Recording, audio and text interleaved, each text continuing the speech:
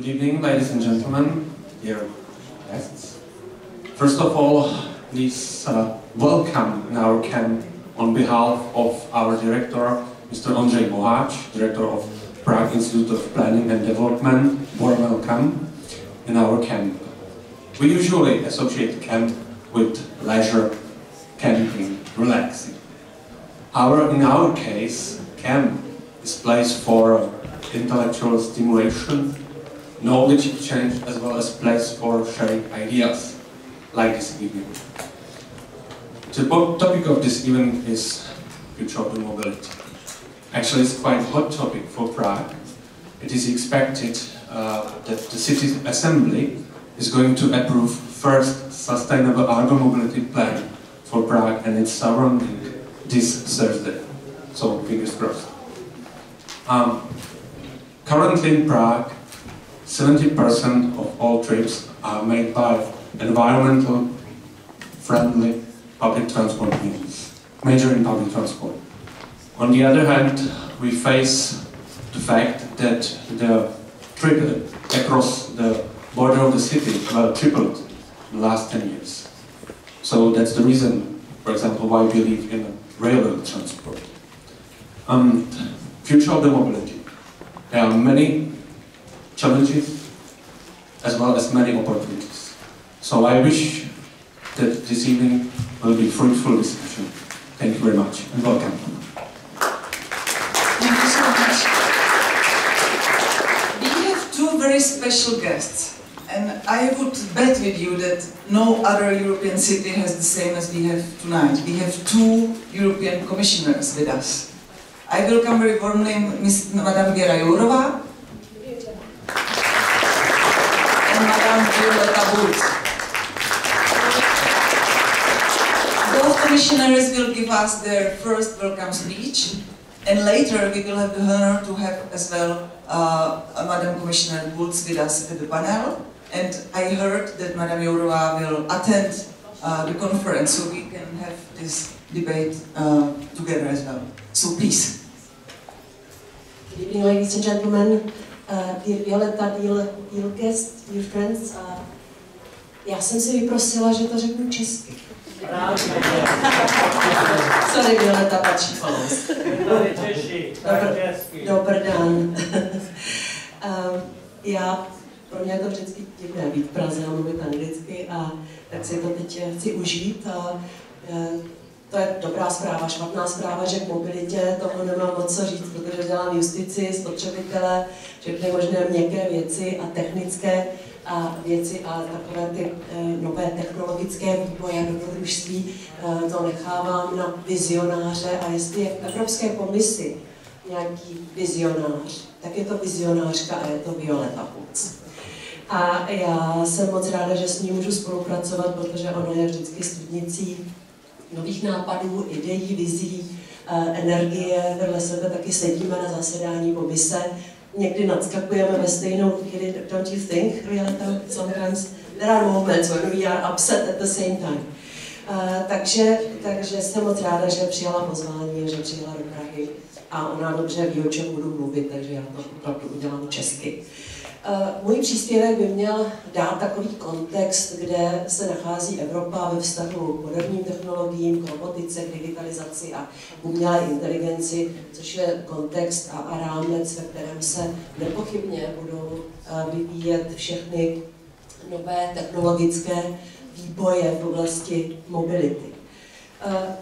Je příliš mnoho v momentální éře nejasností a nejistot v našich životech, ale je tam jedna jistota, a to je to, že umělá inteligence a digitalizace bude čím dál víc měnit způsob, jak pracujeme, jak žijeme, možná jak uvažujeme, a že ten budoucí vývoj v oblasti technologií by měl být za každou cenu a úsilím nás všech směrován pozitivním směrem, tak aby sloužil lidem, a nikoliv, aby lidem škodil. A to je něco, na co se zaměřujeme, když v Evropské komisi přemýšlíme nad tím, zda regulovat, zda neregulovat, zda podpořit a co nepodpořit, před čím varovat a tak dále.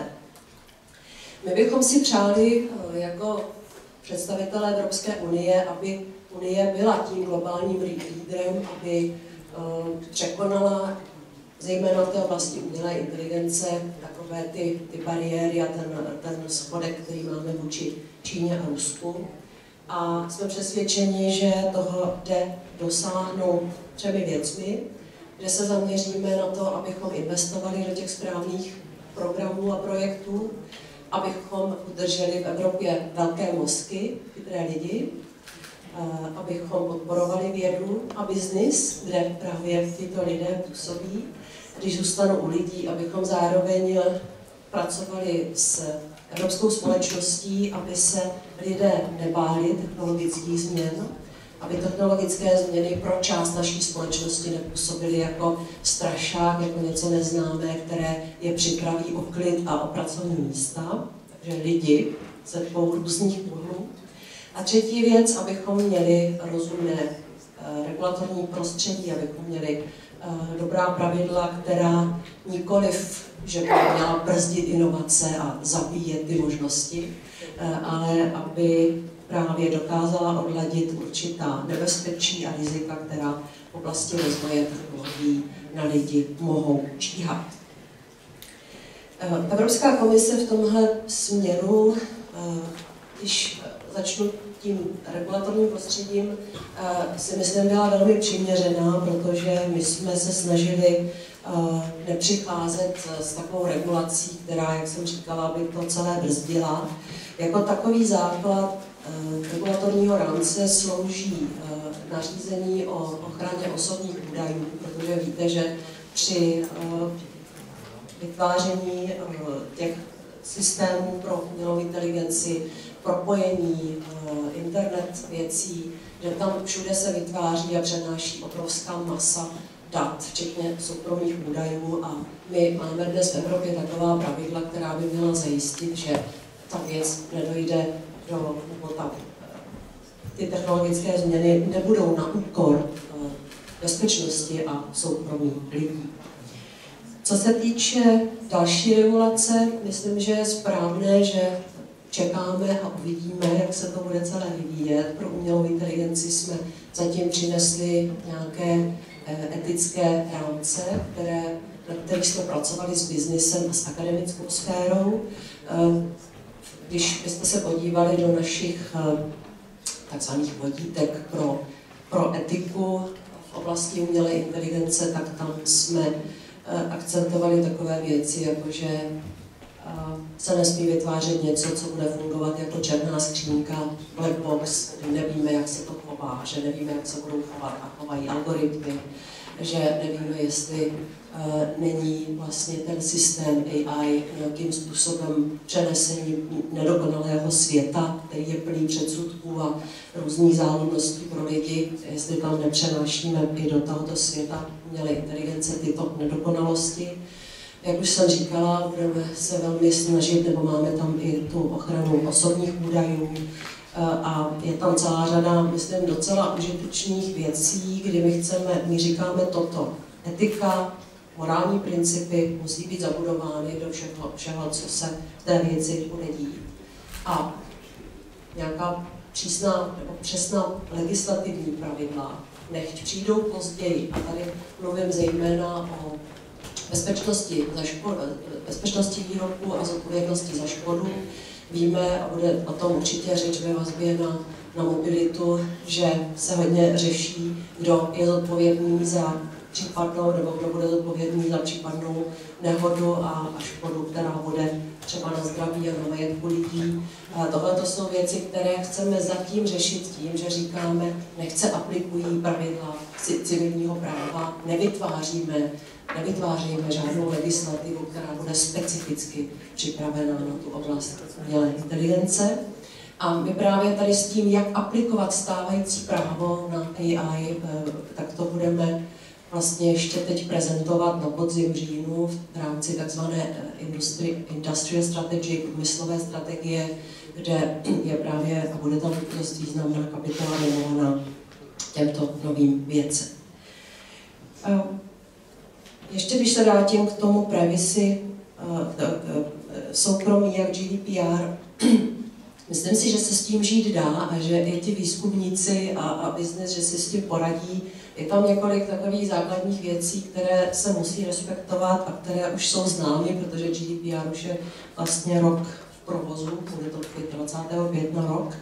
Například, že nové technologie by měly respektovat ten princip privacy by design, že se musí už zabudovat do nových věcí právě ta sada potřebných nástrojů k ochraně soukromí osob, že pokud sbíráme osobní údaje, tak samozřejmě, že s nimi musíme nakládat podle přísných pravidel GDPR, ale v momentu, kdy data anonymizujeme, tak můžeme samozřejmě používat velké množství dat, která potřebujeme pro rozvoj umělé inteligence.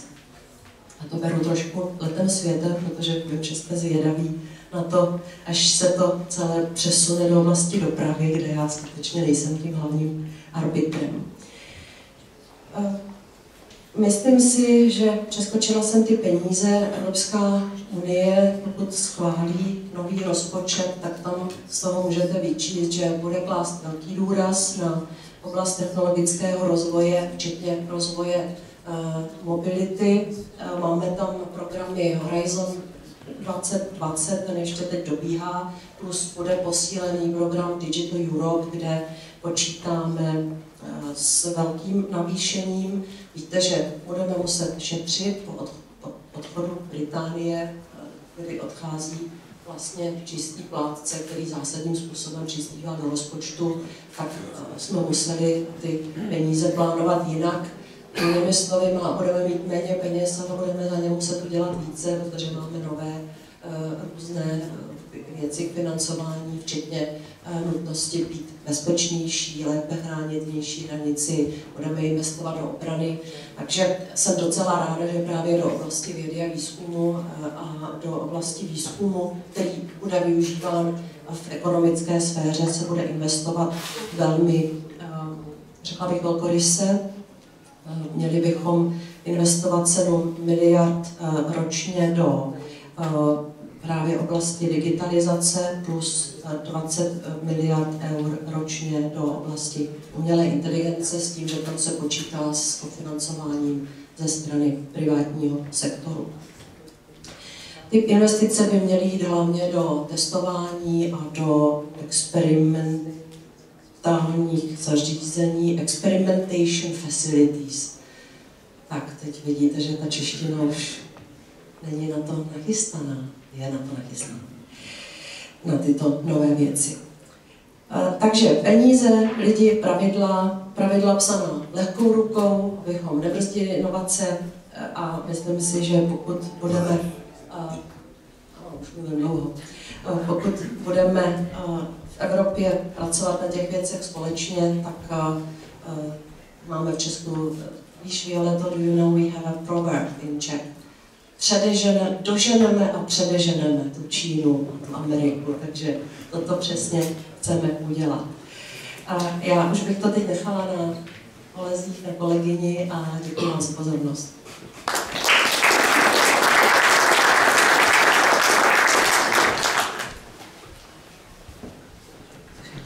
Dobrý den, dobrý večer. Well, that's about it. Then now I need to switch to English. Probably you would understand me even better if I speak Slovenian, but just to make sure that all the messages are clear, I would stick with English. There's going to be lots of very specific expressions. So, anyway, before I get into the topic of today, the future of mobility, I would like to share a couple of thoughts with you also in the spirit of the time that we are all part of right now, which is the pre-election time. I know that in Czech Republic you are probably as skeptical as my colleagues in Slovenia, well, that's the country I come from, and I would like to, I tried them all the time to convince them that instead of criticizing all the time European Union, to actually take a look at what is happening from the best possible perspective. Simply because figures speak by themselves. And I took a look of the Czech benefits of European Union since 2004, and the figures are impressive. So I can only hope you will take it from a positive point of view as well and appreciate your engagement and your co-creation of European Union. Since 2004, 1.1 million people got fresh water in Czech Republic because of the EU investments. You got 675 kilometers of railways, either being upgraded or new. You got 35,000 new jobs. EU co-financed in 75% of all projects that they co-invested in. 75% came from the EU funds. And 2,270 euros per citizen has been invested in Czech Republic. I hope that everybody understands that there is neither one member state that could deliver results that we have delivered together by its own, on its own. For the last 3 years, all member states are experiencing growth. Every single member state took an advantage of a single market, of a huge standardized single market. And I'm really inviting you that even in this pre-election time, when usually votes are attracted by negative messaging, please think what EU really delivers to this continent. And first of all, it's a project of peace. And secondly, which is so often mistaken, EU is not a state. EU cannot do everything that the concept of state does. EU is a union, it's a contract about member states who decide which are the common interests that they would like to exercise, address and deliver together on the level of European Union. That's why there is many things that European Union doesn't do. Actually, Commission can do only what member states give us the permission to do. And I see it in the country I know best, and I'm afraid that this might be the case also in Czech Republic, that whenever something goes wrong, we would want the union to take care of. But it doesn't work that way. We are co-developing the union, we are engaging together, deciding which are the projects that we want to address on the union level, and then we deliver them. So, if there is something that the Commission has not done yet, then you have to go back to your Prime Minister or your ministers and ask them to discuss this in the Council, ask your members of European Parliament to discuss these things, and then give the Commission a permission to deliver, prepare, and then negotiate with the other two institutions and then finally deliver. So please keep that in mind. It's a project of peace, and I'm the one who never wants to see a war on the soil of European Union, on the soil of Europe. And if anything else, this is something I'm inviting you to defend. 70 years of peace is the largest lasting peace ever on European soil. So, with that in mind, let's move now to the future of mobility, because the future of mobility can never happen without peace, cannot happen without collaboration, cooperation, and co-creation of our joint European Union. And I have to say that many times Vera and I, as she mentioned already, we need to stand up and defend the points of view of Eastern and Central Europe. And we do it with pride. It's not always appreciated, but it's always heard. That I can assure you. And yes, we need to do that, but only to create the conditions that we engage and then negotiate and get a common position. And at the beginning of my mandate, transport was not on political agenda. It wasn't even a part of 10 Juncker's priorities. somehow it was a forgotten portfolio. But we sit down and we put together a very clear vision, understanding through the communication with the stakeholders. If there is no transport, nothing moves. If there is no transport, there is no tourism. If there is no transport, there is no trade, because goods cannot move, people cannot engage, and that's why transport is an essential element of any kind of development, of any kind of progress.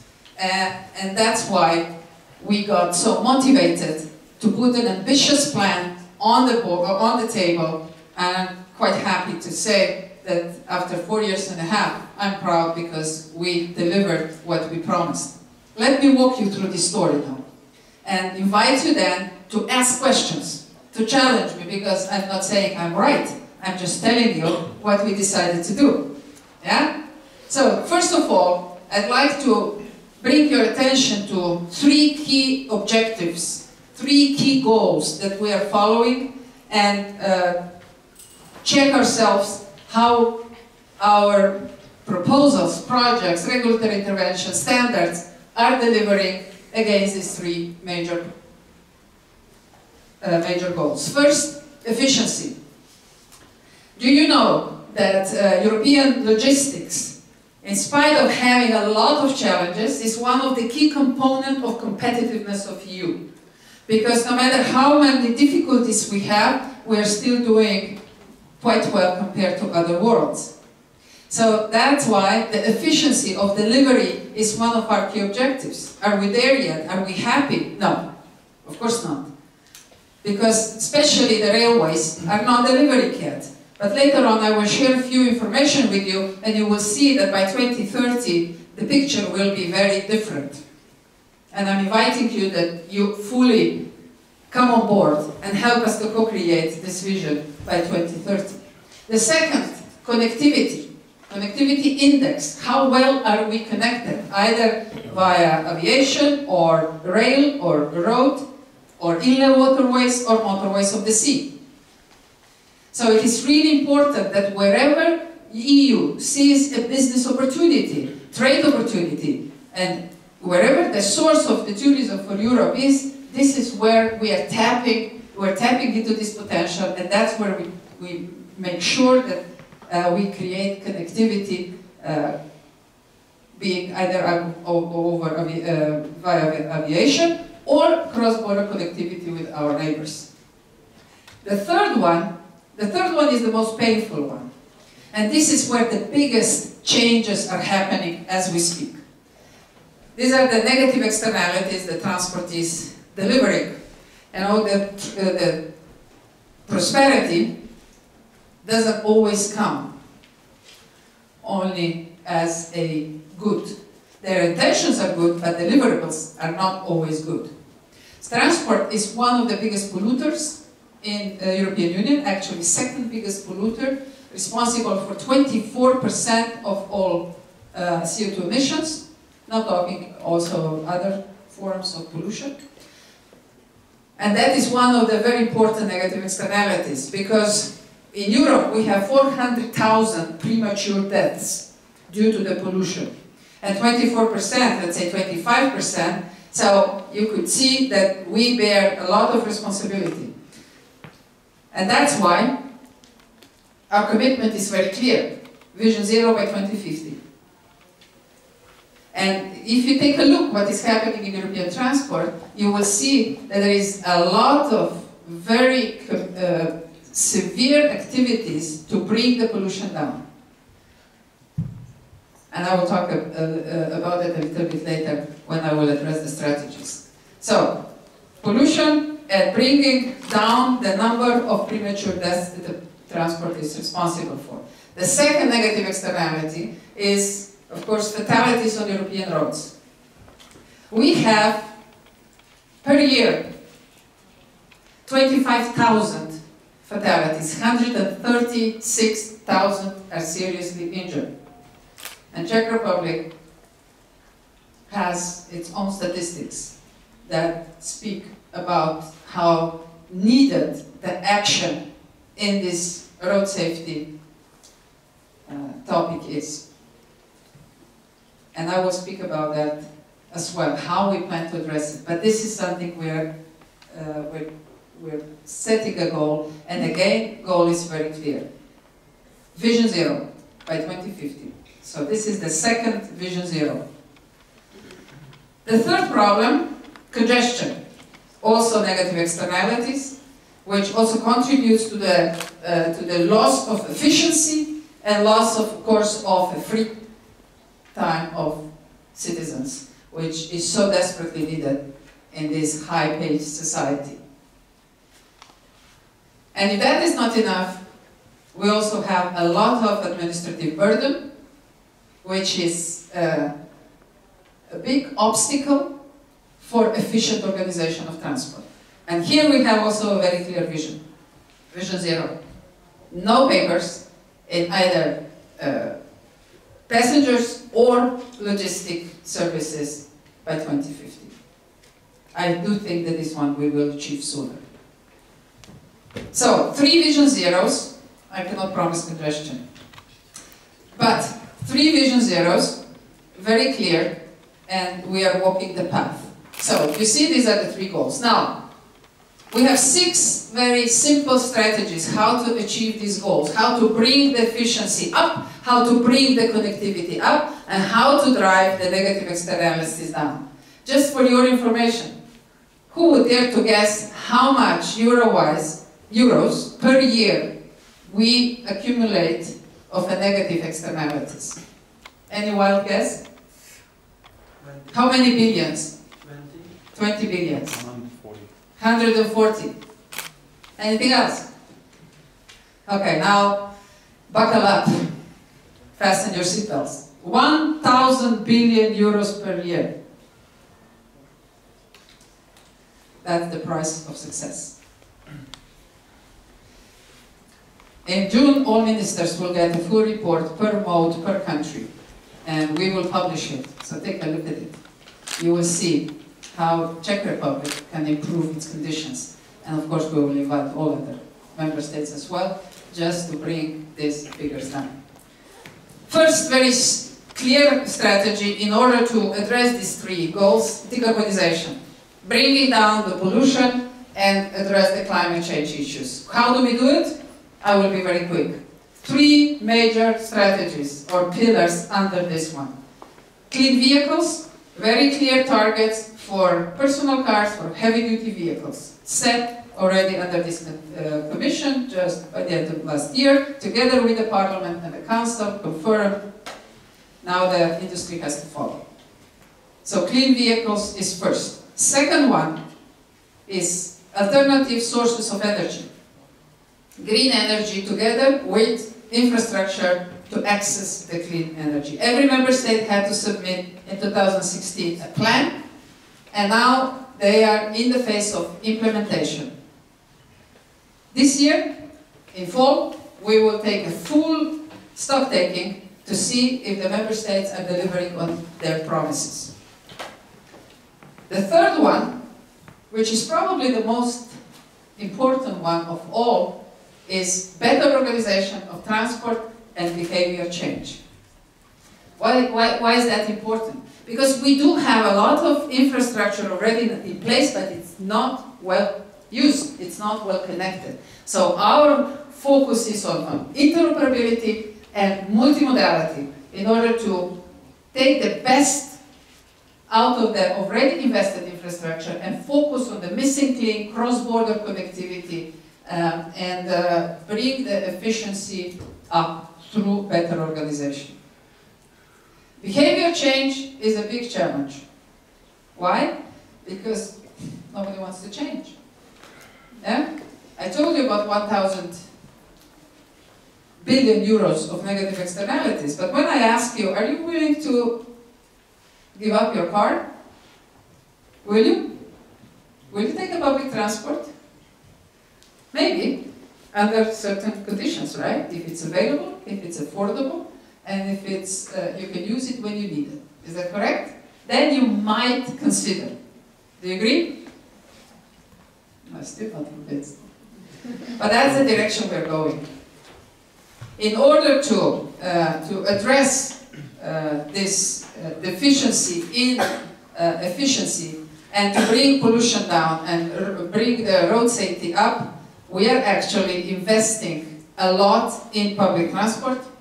We're investing a lot in business models like sharing economy, like collaborative economy. We are now co-investing already in multimodal nodes that bring different transport modes together and then allow either passengers to simply shift for the last mile to the transport mode this is most suitable, being either walking, or bikes, or scooters, or sharing cars. So I hope that the Czech Republic, especially Prague, will be using this new financial incentives and means in order to bring this kind of philosophy to your city as well, because this is for, at the beginning, the most attractive option for cities. Because the cities are most congested, the cities are most polluted, and the cities are the ones who can take the biggest advantage of public transport because they have economy of volume and economy of scale. Yeah? So, let me move on because we could talk and talk and talk a lot. There is something attractive because I know that there are some businesses here also present. We also passed the legislation, which is already now a law, that every member state has a certain percentage, a quota, of clean vehicles for public, public administration.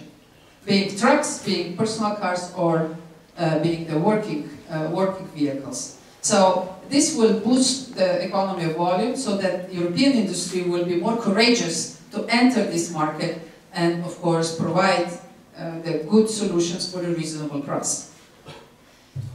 The second one, which walks hand in hand really with the decarbonization, is digitalization. And here the changes will be the biggest.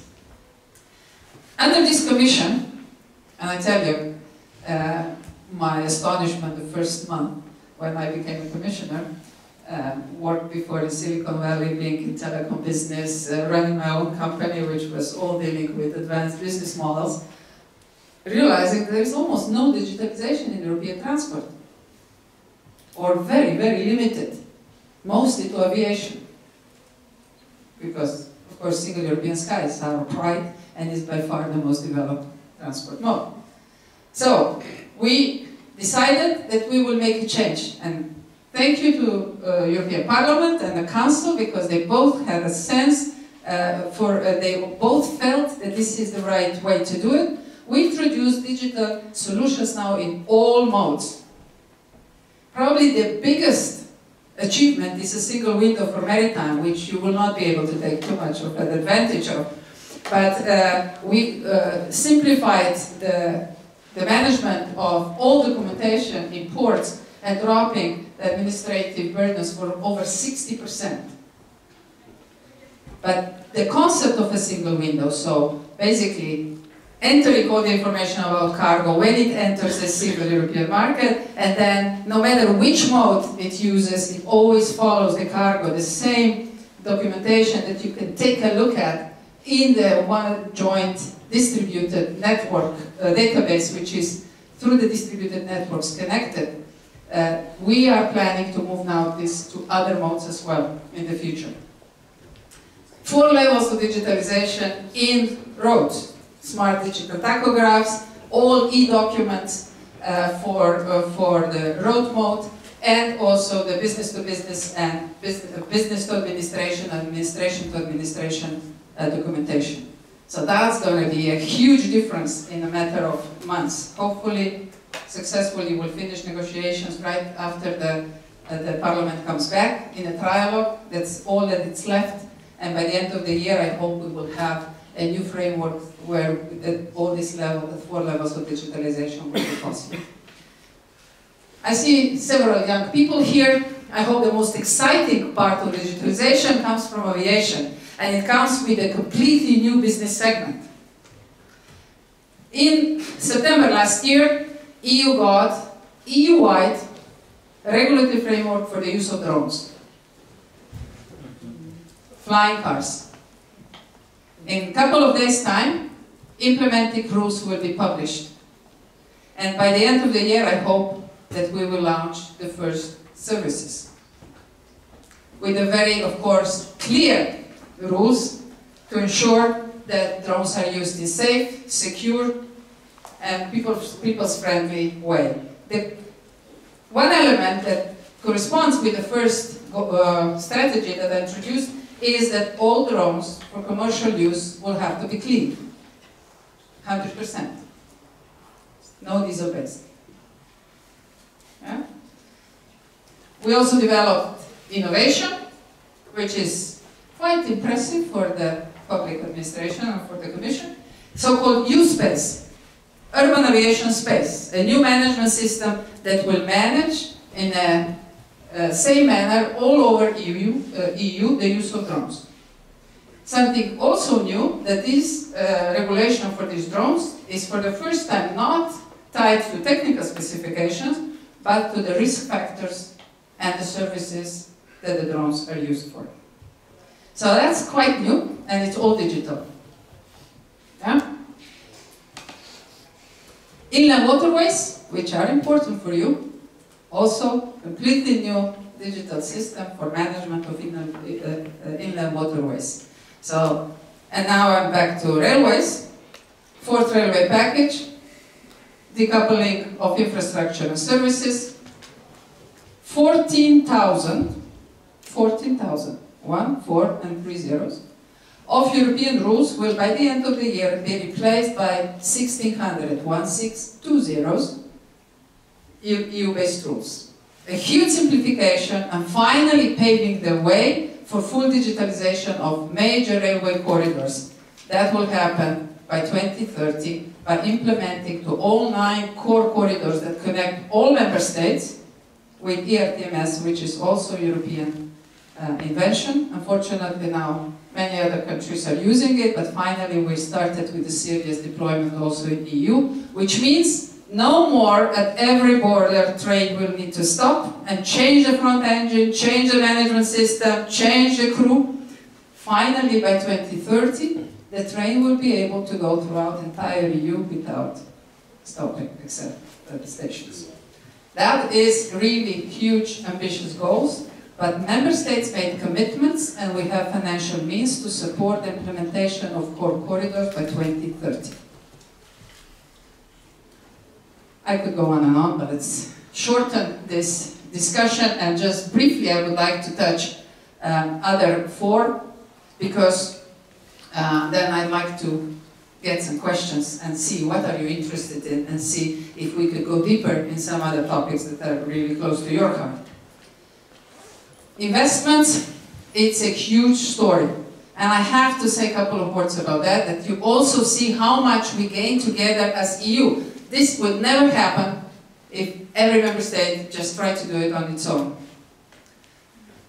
In the last 4 years and a half, we have a record high investment in transport, 230 billion euros in EU, in European transport.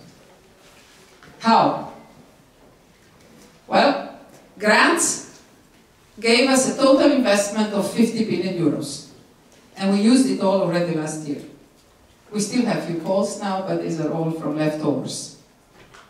If somebody doesn't use this allocated money, we start with a new call. But already last year, all the grants were used. 50 billion euros. Then Juncker introduced something new, fresh, for the first time ever in EU. Innovative financial mechanisms, EFSI. I hope you've heard about it. It's a guarantee scheme for the projects that have a strategic value for EU. Over 370 billion euros altogether in all portfolios this new investment plan brought. And we will deliver by 2020 500 billion euros of total investments in all portfolios. Transport was not even on the list as an attractive portfolio for that. But in 3 years' time, we managed to bring additional 30 billion euros on board. And we will, by the end of the year, add probably 10 more. And in the future, it will absorb even more. How is that possible? From zero. Well, because we had 3 pillars. One pillar, we set together all member states and, under the Commission's coordination, together with the Parliament.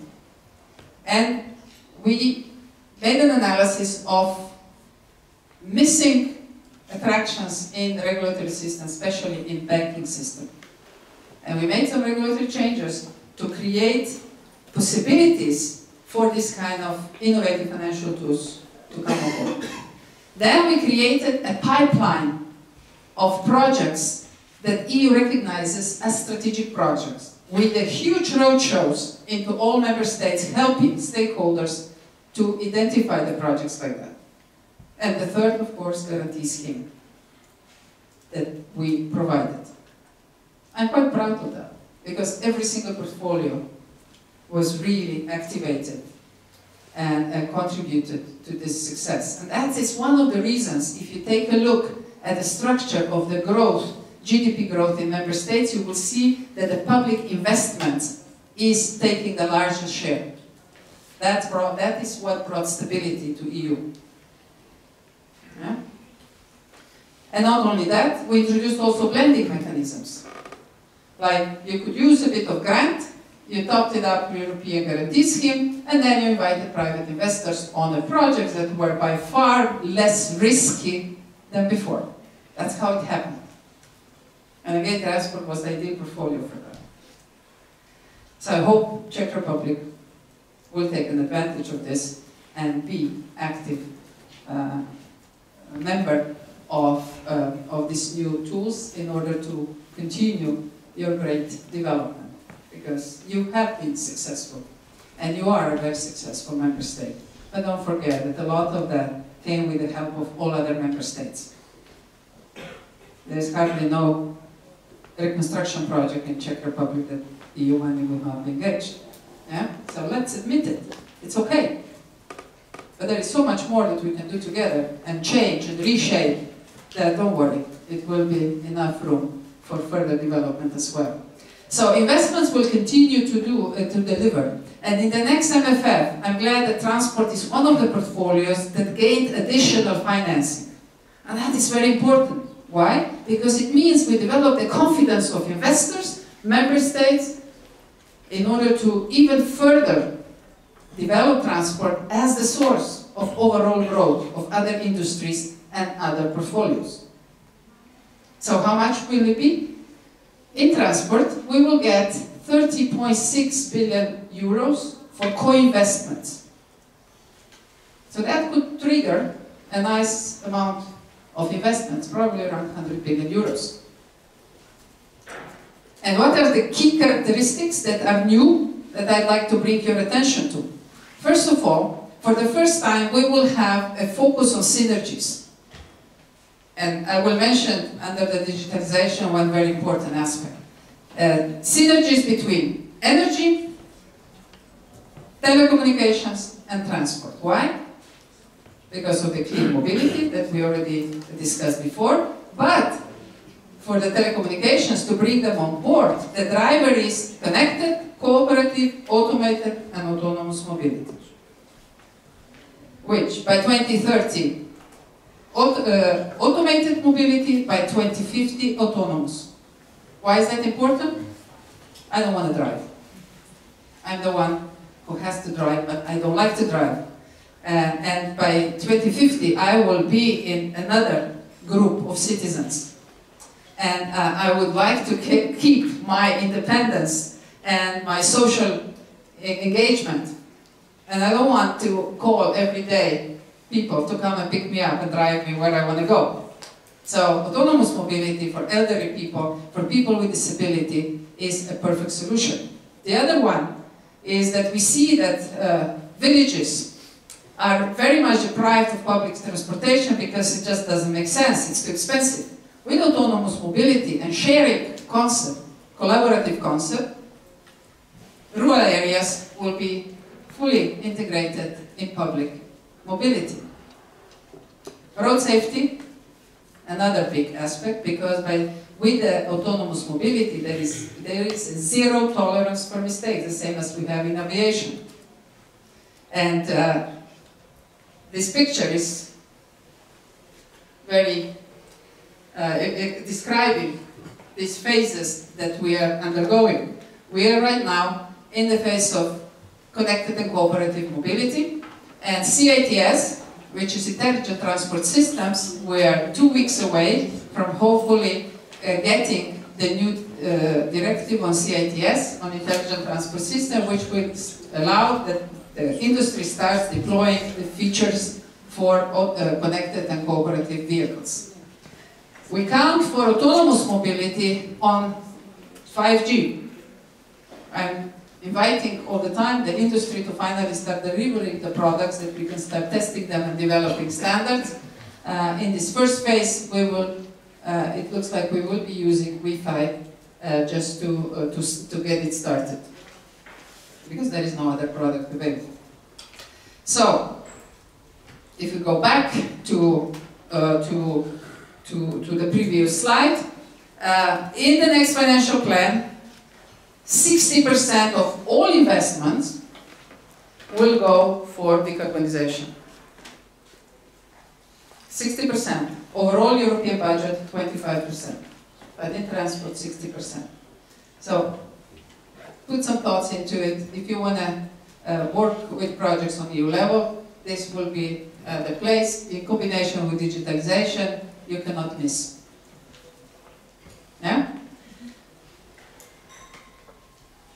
In the investment side, there is a new topic, never been part of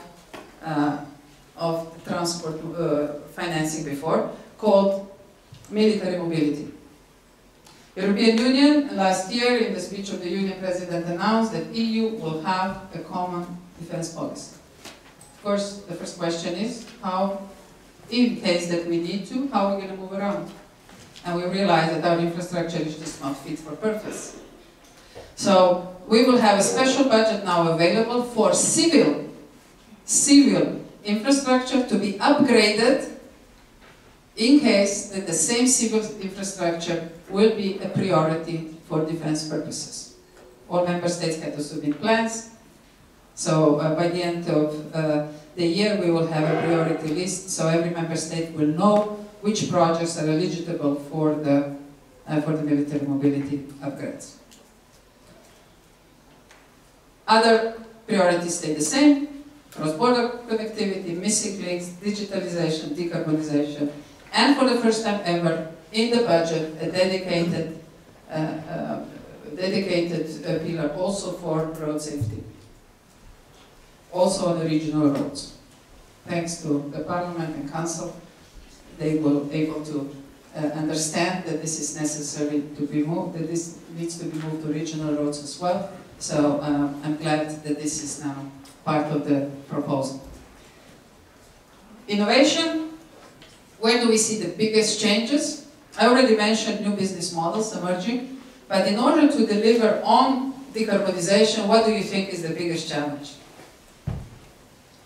We talk about alternative sources of energy. What is the biggest challenge that we have? Storage capacity. Exactly. Storage capacity, because alternative sources are unreliable, unstable. So, storage capacity for the energy storage, and these are, I mean, big storage capacities, but there are also two smaller storage capacities that we need, which are batteries. And today's batteries are dirty and they are stupid. So there will be an investment that is already going on. The clusters are being formed as we speak. And there will be two tracks. One is a classical battery, hopefully recyclable one. So we're after the structure of the battery that can be recycled. But for me, more exciting part is a new, completely new type of battery, which is of course first recycled, but dual stream battery that we can start then working on a full-scale distributed models for the energy distribution and energy storage in the grid, and non-lithium based. Why is that important? because most of the lithium mines are owned by Chinese. And if we want to gain some sort of industrial independence, we need to make sure that we have our own product that can be used then in a full scale, not only in mobility but also in other devices. So there are of course many other aspects of the research and development and research and innovation, but for the sake of the big picture, for me these are the most important ones. Global leadership is a must, but global leadership not based on imperialism, but based on engagement, collaboration, and full co-creation.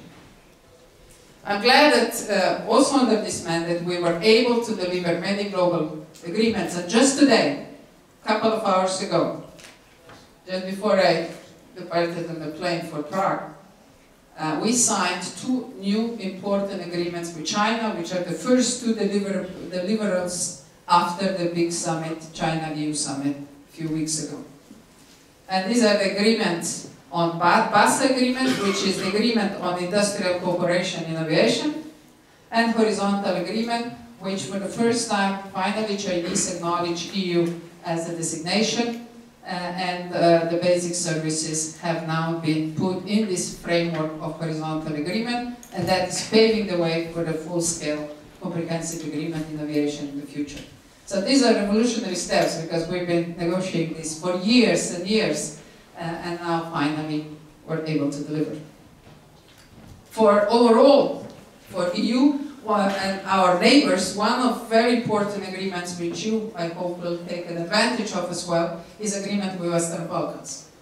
We signed so-called Transport Community Treaty. After 12 years of negotiation last year, we were able to deliver with a very close teamwork, even with the engagement of Madam Merkel and Macron. But if that is needed, we can get that too, because this agreement is so important.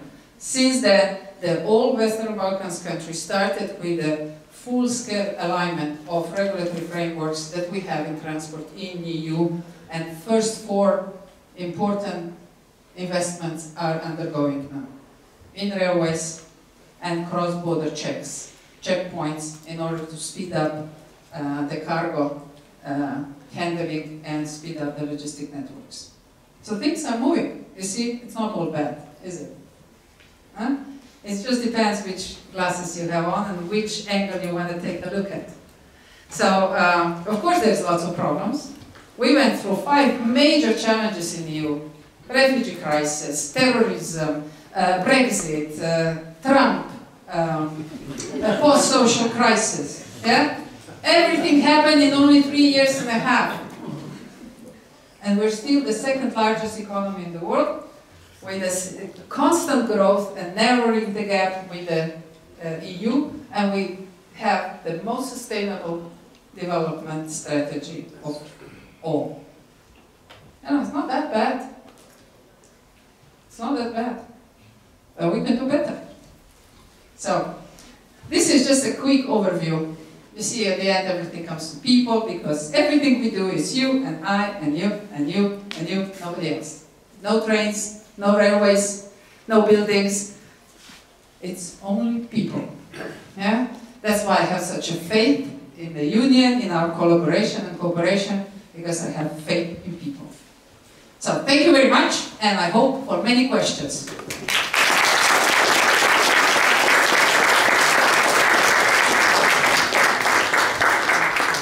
Imagine she is 99% of her time like this.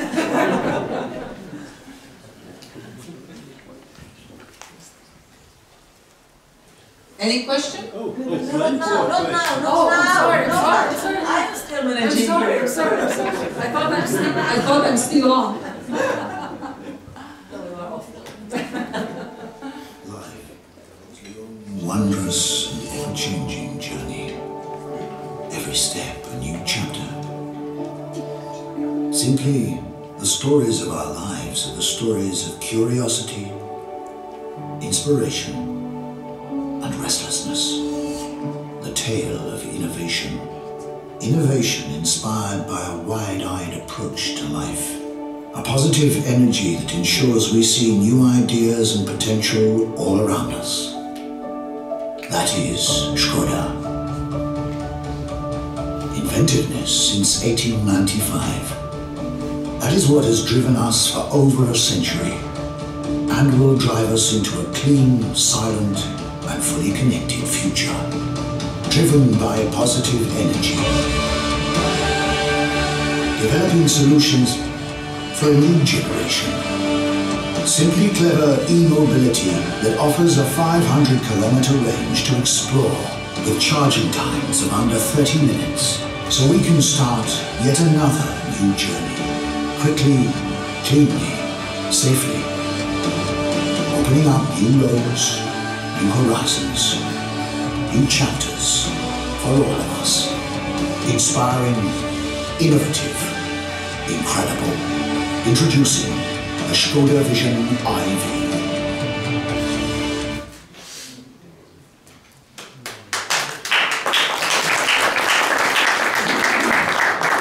Well, ladies and gentlemen, you were listening to very inspirational speeches. You were listening to European visionary. So we just wanted to share a piece of Czech vision.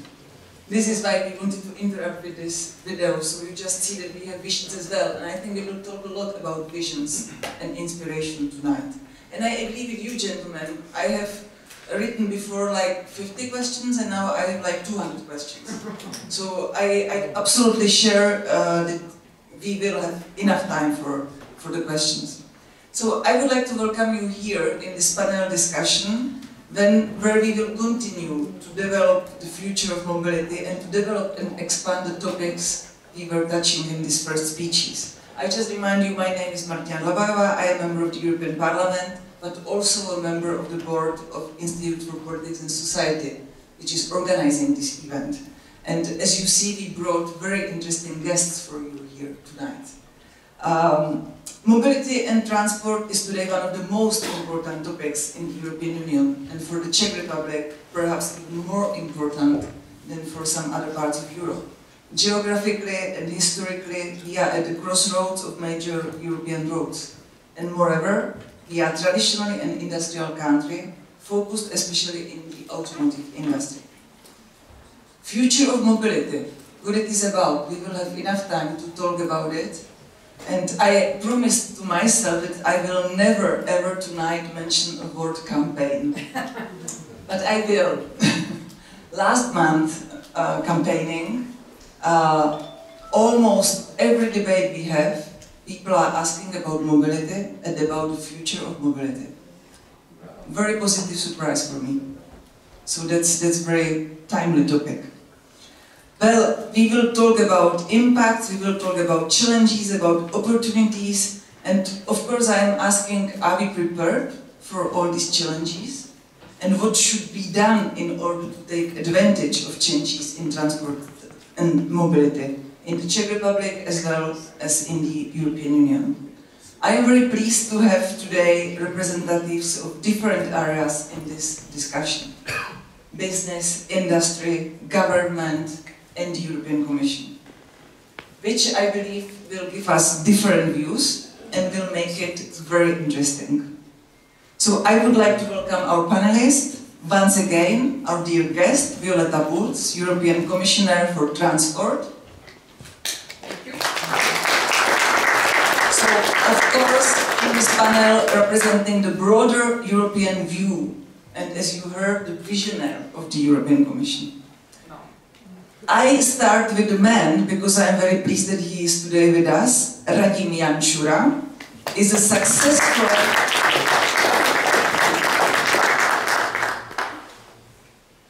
He is a successful Czech businessman in the area of travel business and transportation. He is the founder and the only owner of the student agency holding and RegioJet company.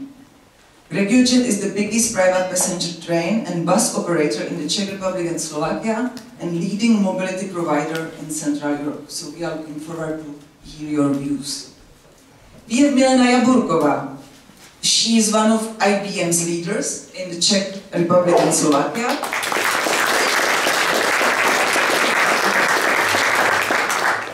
She specialized in the field investments, international business and technological development. She's also a vice president of Confederation of Industry of the Czech Republic. I would say just newly re-elected. Congratulations. And in Confederation of Industry, she directs digital economics and education. And last but not least, I am very pleased to have with us Madam Silvana Jirotková,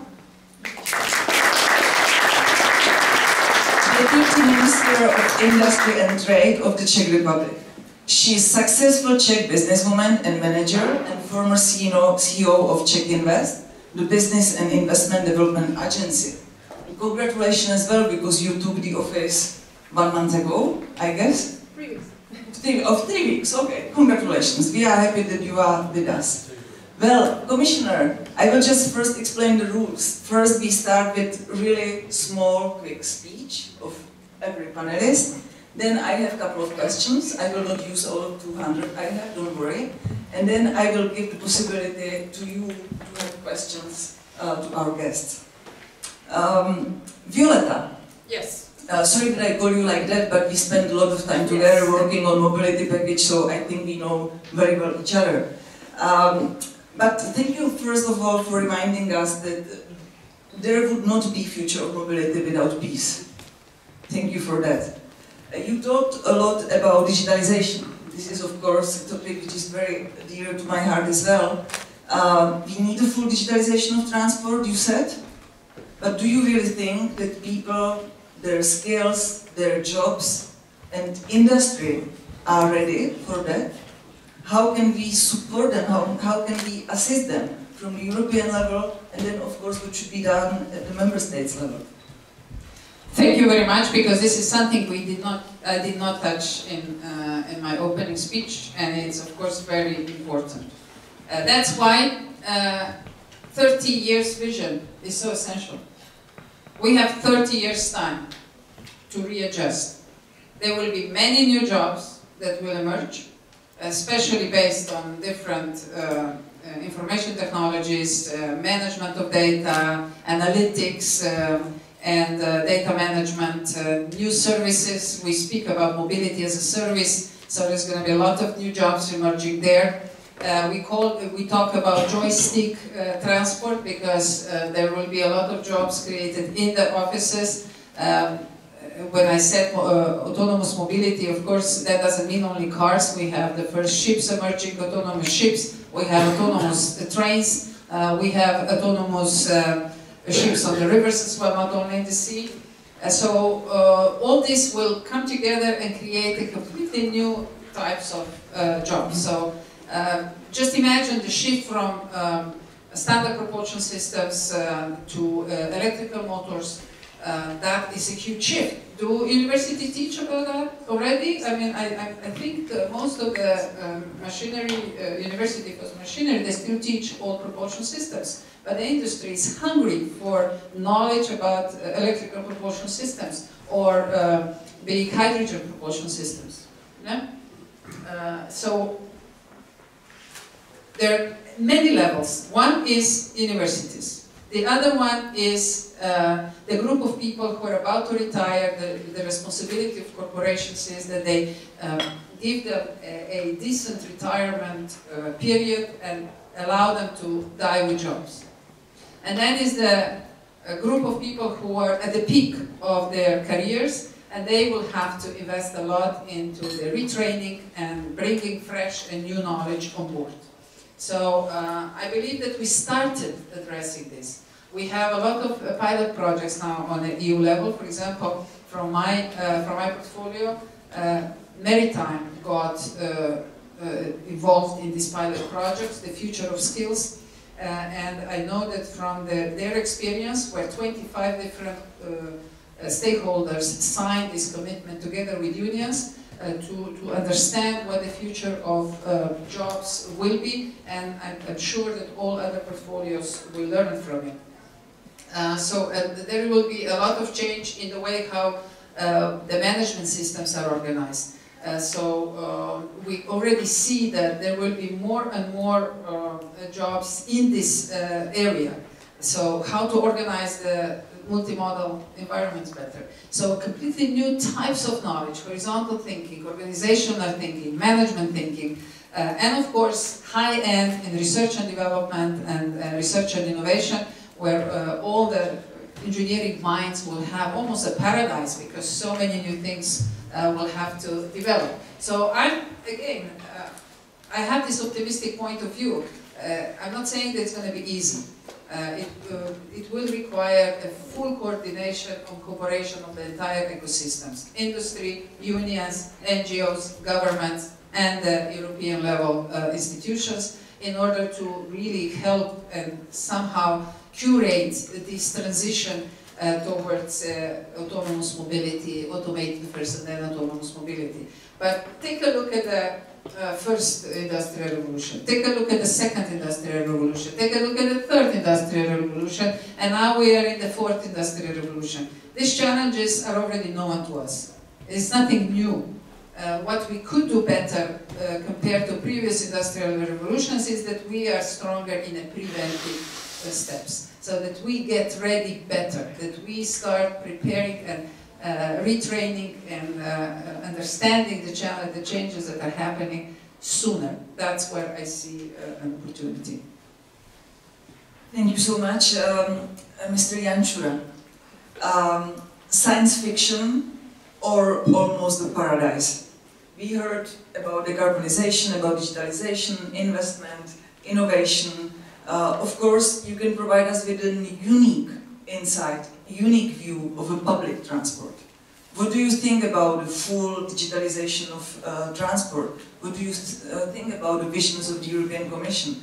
What are your specific tasks and challenges and opportunities? How do you see it?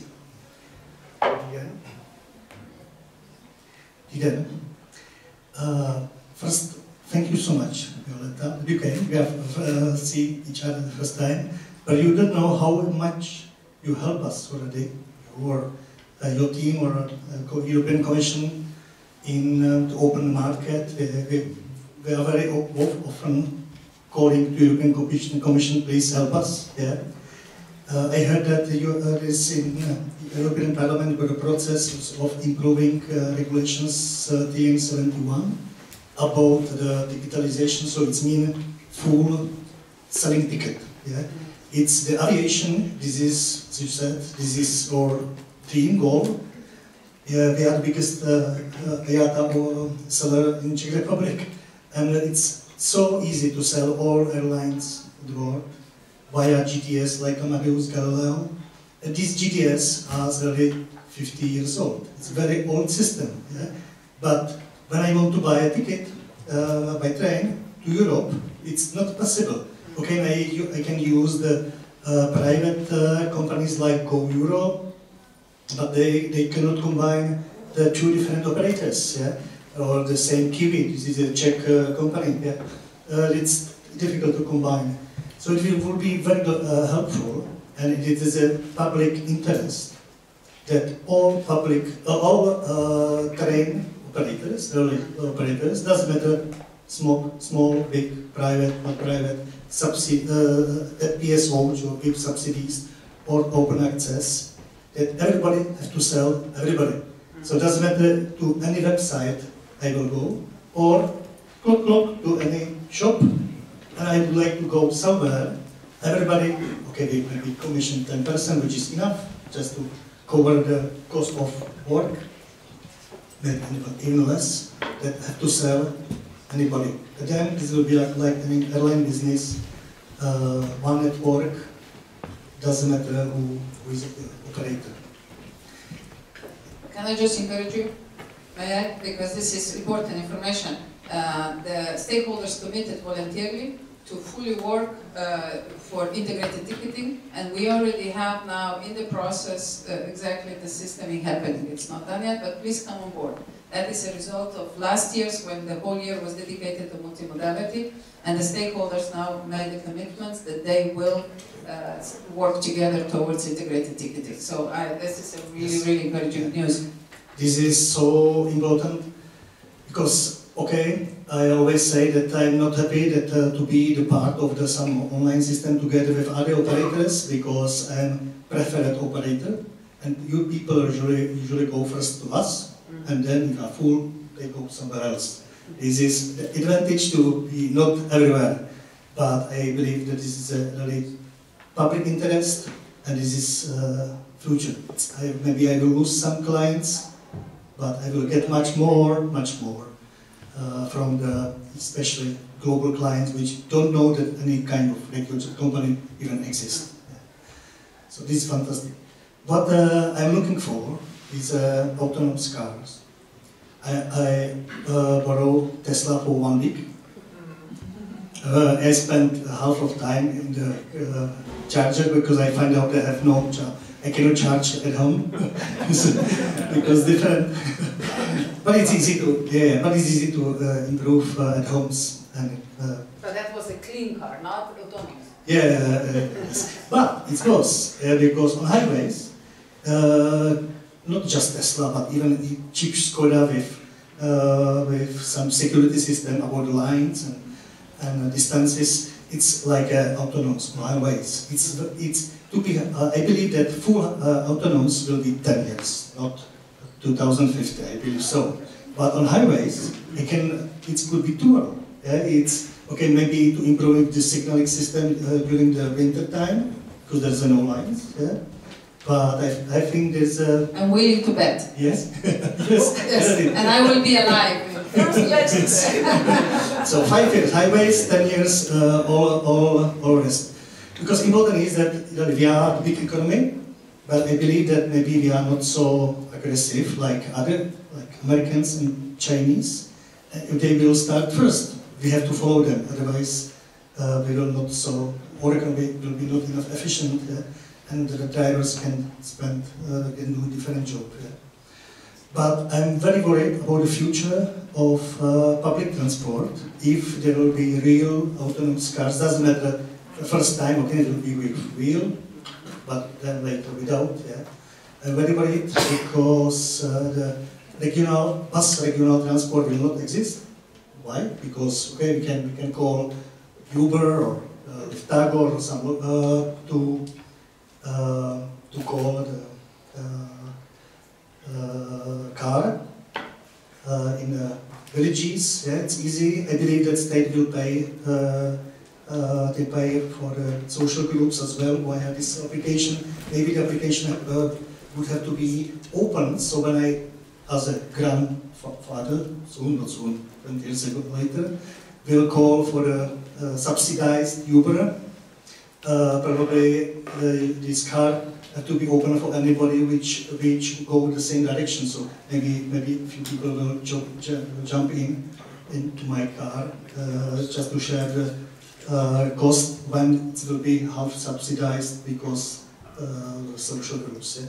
So, but if the long distance trains will be not quick enough, and if the příměstská doprava, suburban will be not strong enough and quick enough, then I believe that the people, because we are lazy, all of us lazy, they will use the cars and just ride or make it sex or whatever during the journey. Somewhere. Yeah. And I believe I have to say that during this week with Tesla, I sent during just highways, I sent 7 emails. Yeah? I shouldn't say, but it's true. So if the public transport will be not strong enough, and this is my wish, or I would like to ask you, as a so important person in the European Commission, you should be more strict and severe to especially European countries, because we are here with a so young economy or democracy, and we have not so much visions, or especially railway, the railway authorities or infrastructure managers, they believe today that the high speed is 200. Even state railways like České dráhy or Slovak Railway, they believe that high speed is 200. Yeah? High speed was 200 maybe 50 years ago. And when we will, during your money, we will invest so much for the new infrastructure because of stupidity, or just we will not believe that we are not so big nation or country like Germans or French. We will just build you said that you help us to build 600 kilometers of railway, but only few kilometers are for funny speed 160, where are this 200 or 300, and high speed is 300, and high speed railways are cheaper than 200 because it's not going via so many villages. So you have to be more strict, maybe via Jaspers or via DG Regio, to make a good, that we should spend your money for the good projects, which will be more make sense for all parts of Europe. Thank you very much. Let's move with a high speed from transport to industry. Milena, we know that automotive industry is one of the most important sectors of the European Union. It creates 6% of total employment in the EU. The automotive industry, of course, has a huge importance for the Czech Republic as well. According to current figures, we know that almost 1/4 of industrial production in the Czech Republic is made by automotive industry. So what do you think are the main benefits and main challenges for the Czech industry if you look at these visions for the future of mobility? What should we expect? And as Commissioner said before, it depends on the glasses we have on. Which glasses do you have on as a Confederation of Industry of the Czech Republic? Can I have first one plea in Czech? Absolutely. Já bych požádala známého přítele žen a gentlemana ze Škody Auto, Standu Schneider, jestli by mi nepůjčil sklenici v bufetku, že tady jsou jenom, tady je o jedno pivo. No, here. Tak není, tak snad to nemusí. No, it's here.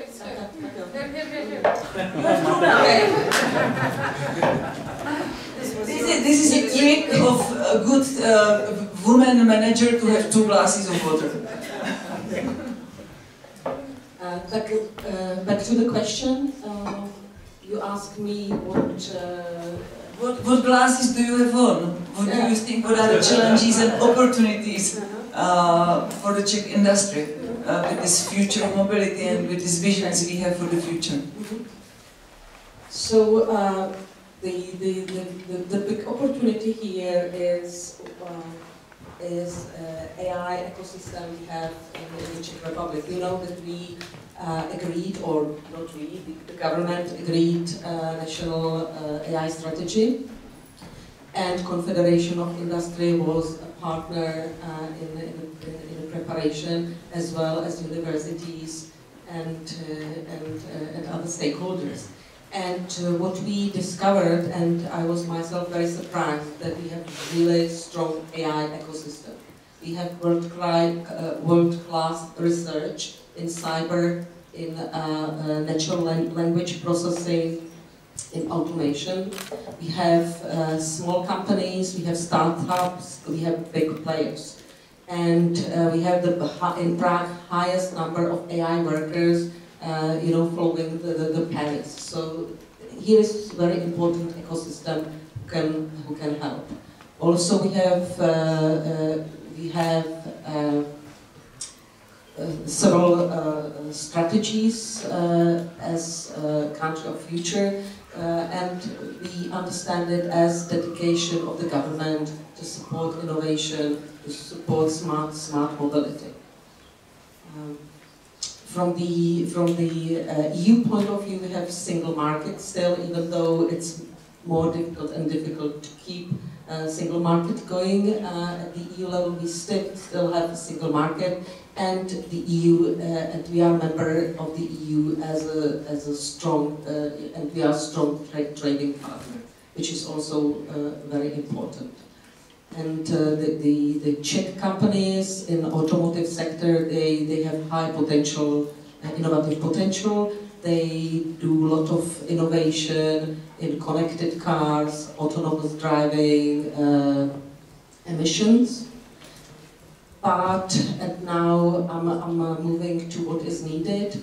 But these are sort of islands of innovations. And if we would like really to have some innovative flow which would help transform the industry, then we think that automotive industry cannot do it by itself, and we need a support of the government, of municipalities, of all the involved stakeholders.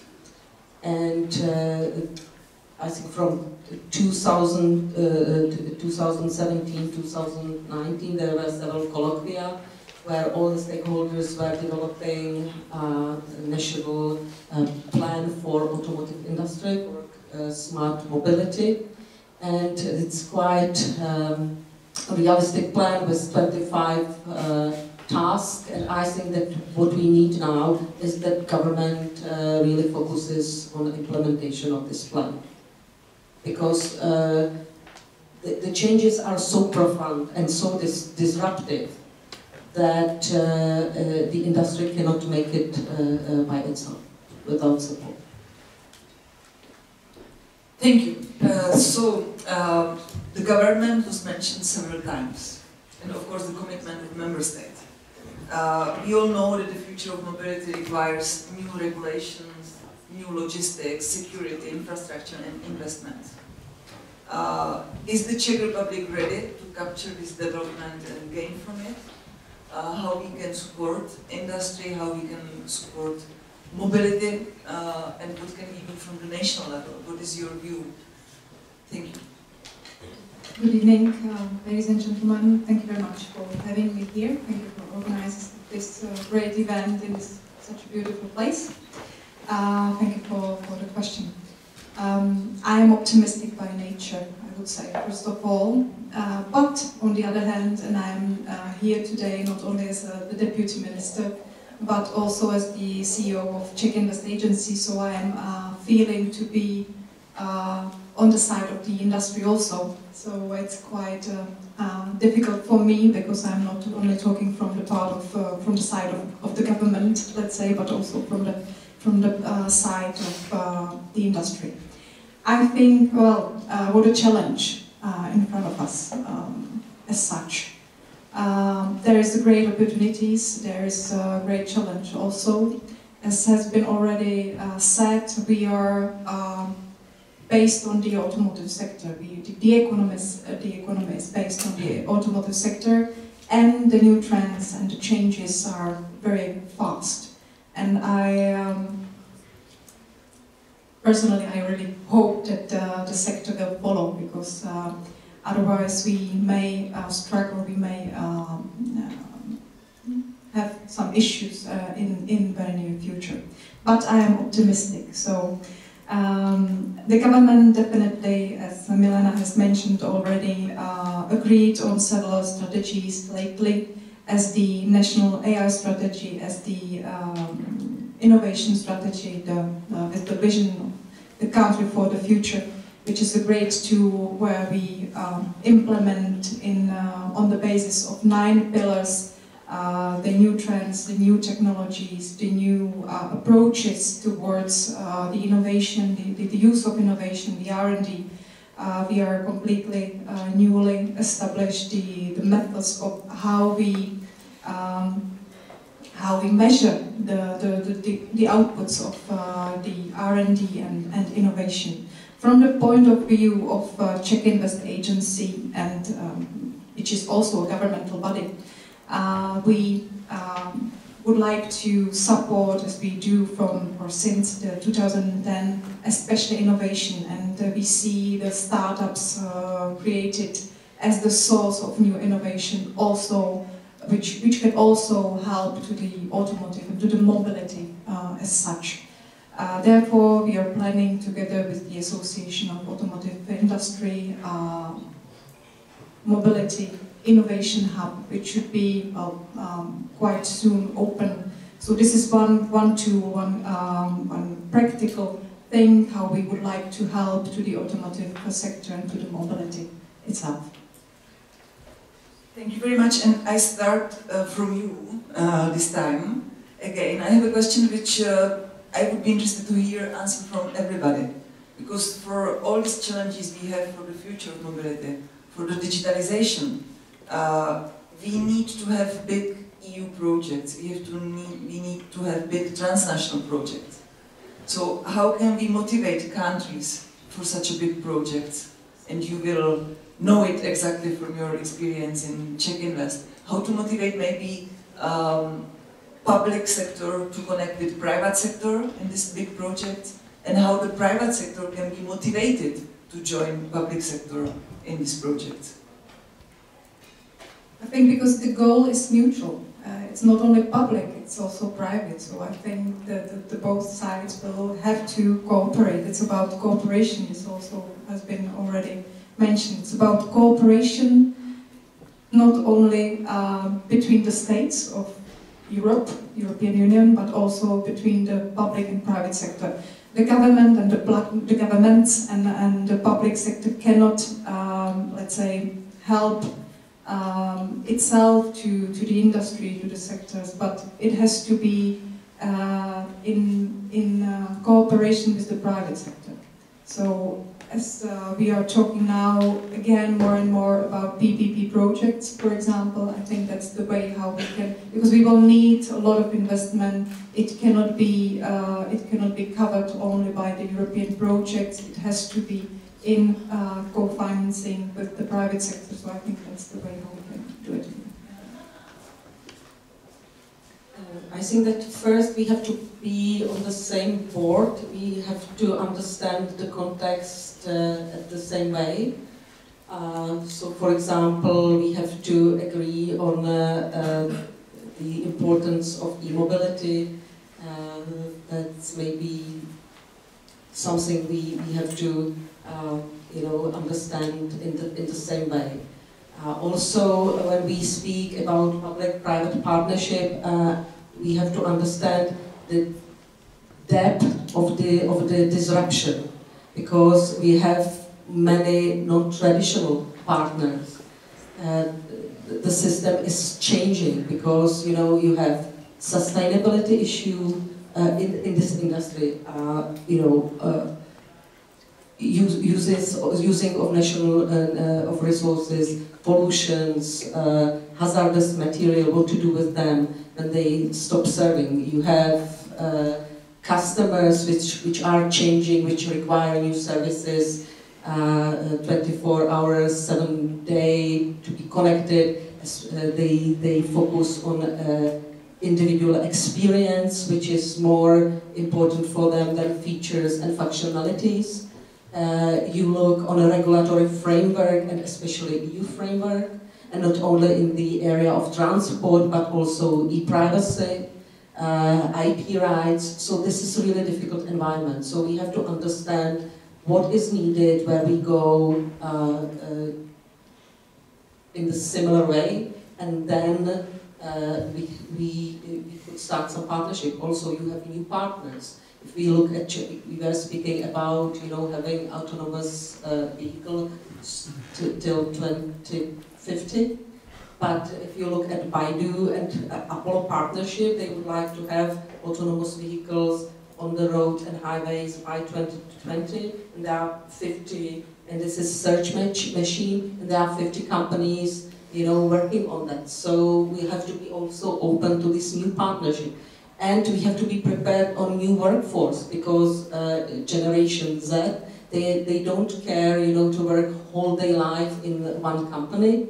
They would prefer freelancing. They would work on several projects, and they would not like top-down approach in the management. So these changes are really reshaping whole landscape That's why I'm saying that if you look traditional industry and you say you have to transform, this will not be possible without, you know, mutual effort of all of us. Thank you. Violeta? Well, that's where EU comes in. Yeah? Big projects, no member state can afford to compete on its own with China or United States. That's why we need EU. And we proved it in transport. Caesar undertakings, joint undertakings between the industry and the public administration is delivering really the top level solutions for aviation. That's why we are the most advanced single aviation sky. We continue to engage in aviation jointly. The second one is shift to rail. Incredible steps and really good innovation started to emerge only in the last 2 years since we started to engage also on a shift to rail for the development of railways on an EU level, joint undertakings again between the industry and the public administration.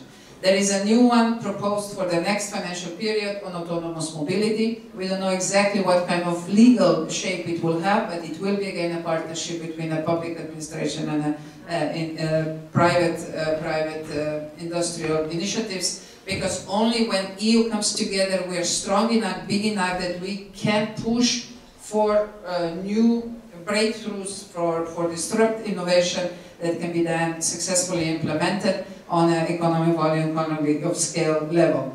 I would very much invite Czech Republic. I know that you are really good, and I hope you're going to put together this AI Center for Excellence that you're talking about. But please don't stay self-centric, because there is no way you can achieve good results if you stay self-centric. You have to go beyond Czech Republic. I can tell you an example. There are 3 test beds happening right now for autonomous mobility and clean vehicles and clean mobility. One is Austria, Slovenia, and Hungary. Really good results, and we are co-financing it. The other one is Germany, Luxembourg, France, also delivering. The third one is Netherlands, Germany, Belgium, also delivering. Only when we join forces we can get enough capital together, we can get enough disruptive knowledge and solutions together in order to really deliver something that has a market sense.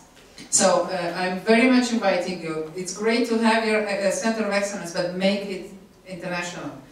Bring other member states on board and join forces with other member states and possibly also beyond EU in order to really deliver then the solutions that can be used for, from everyone.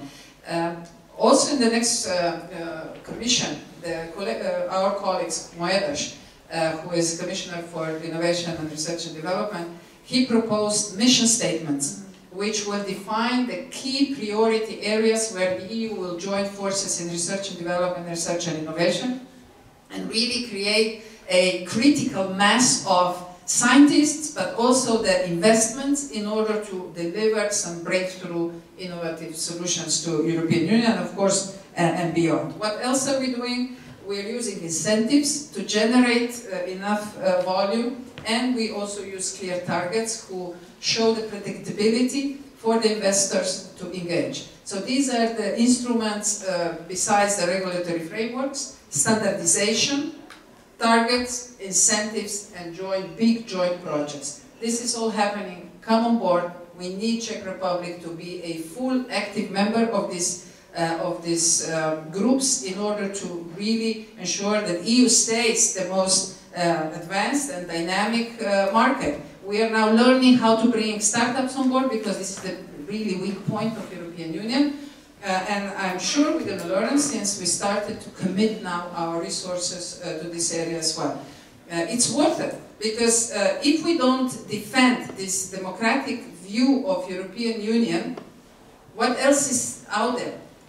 Tell me, which country would you like to live in? And don't say United States. I lived 6 years, I can share experiences. Yeah?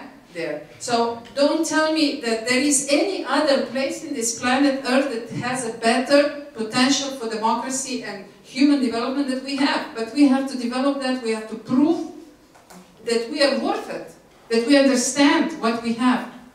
and continue to develop. That's the point. We are unfinished project, and we will continue to be unfinished project. We have to continuously engage and develop it, not destroy it. And high tech, the mobility and many other high-tech areas are perfect polygon where we can prove that we can cooperate and deliver them for the citizens. Thank you, Violeta. Radime, how can private sector be attracted and motivated to join public sector in big European projects? You know, we as operators, we need just liberalization, support from European Commission, and maybe that's it. I need more. Liberalization is mean.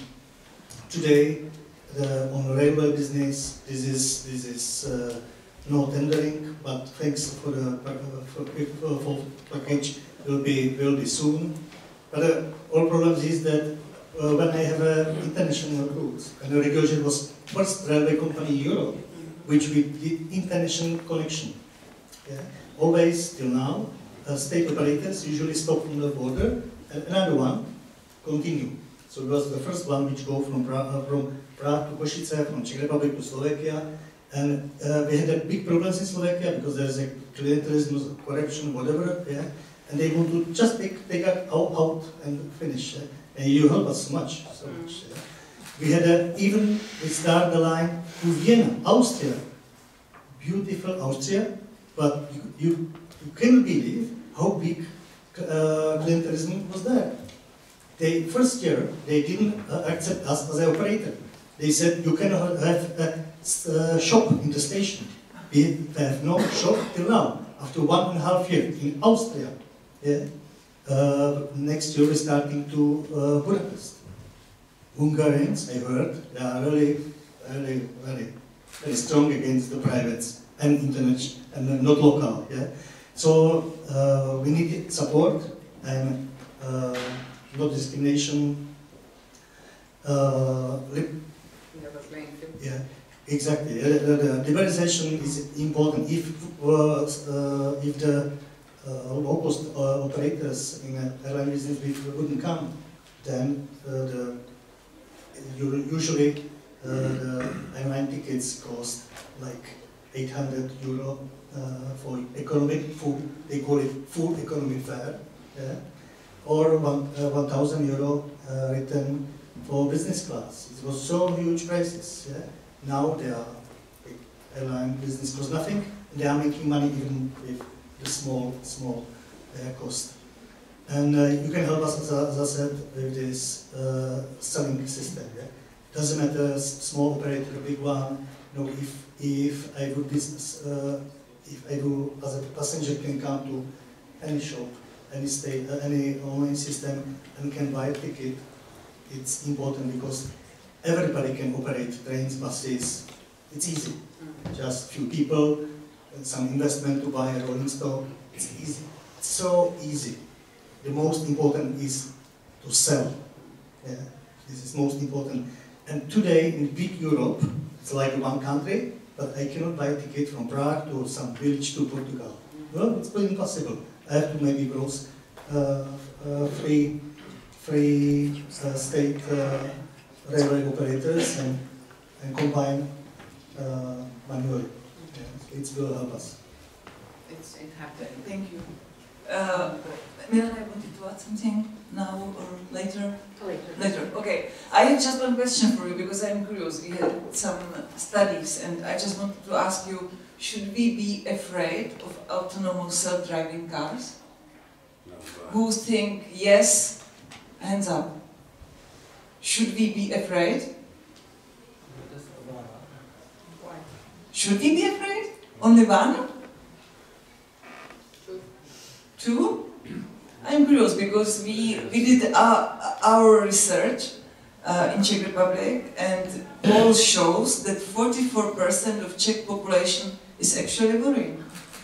However, it's still significantly less than in the United States because in the United States 63% according to poll for American Automotive Association are worried. So that's really interesting. Maybe drivers and their families. Maybe, and they are not here. You are right. Well, maybe the gentleman can tell us. Yeah, could you explain us your view? There was an accident. The micro, please. I will start now to engage you, so prepare your questions and we will run with the micro. I'm alone here, but can you introduce yourself so we know always who is speaking, please? My name is Jiří and I'm an ordinary citizen of Prague, and I'm also a driver. So I can imagine that there is a car without a driver. What could happen? So recently there was an accident of this car, so I think that we are not ready or prepared for such.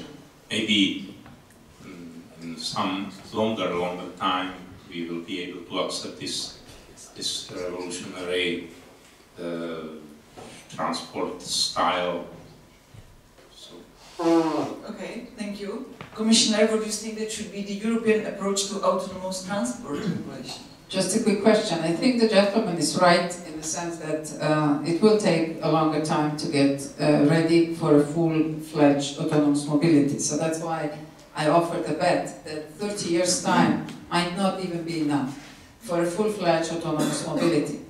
But we already have autonomous mobility in closed areas like airports. When a Brussels airport just started to test electric and autonomous. We have them in ports. We have them in big in storage facilities. So this already exists. But to bring it as a full-fledged autonomous mobility on the streets of on our public streets, public space, we have several issues that we need to address, and of course we need to keep in mind also that in average in Europe the car is changed between 7 to 10 years time. So now you can calculate, you know, before this will turn around, 3 times we are in 30 years, yeah?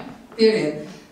Liability issues, also the infrastructure restructuring and upgrades with intelligent transport systems, 5G, before this will be all over EU, it will be probably more than 30 years. But we are walking the path, and this year, from this year on, all the cars that will be manufactured, regardless of the price, will have 60 new safety features. So we are little by little moving towards first automated, which means the steering wheel will still be part, and by 2030 we believe that there will be a mixed traffic of automated and classical cars fully comfortable on European roads.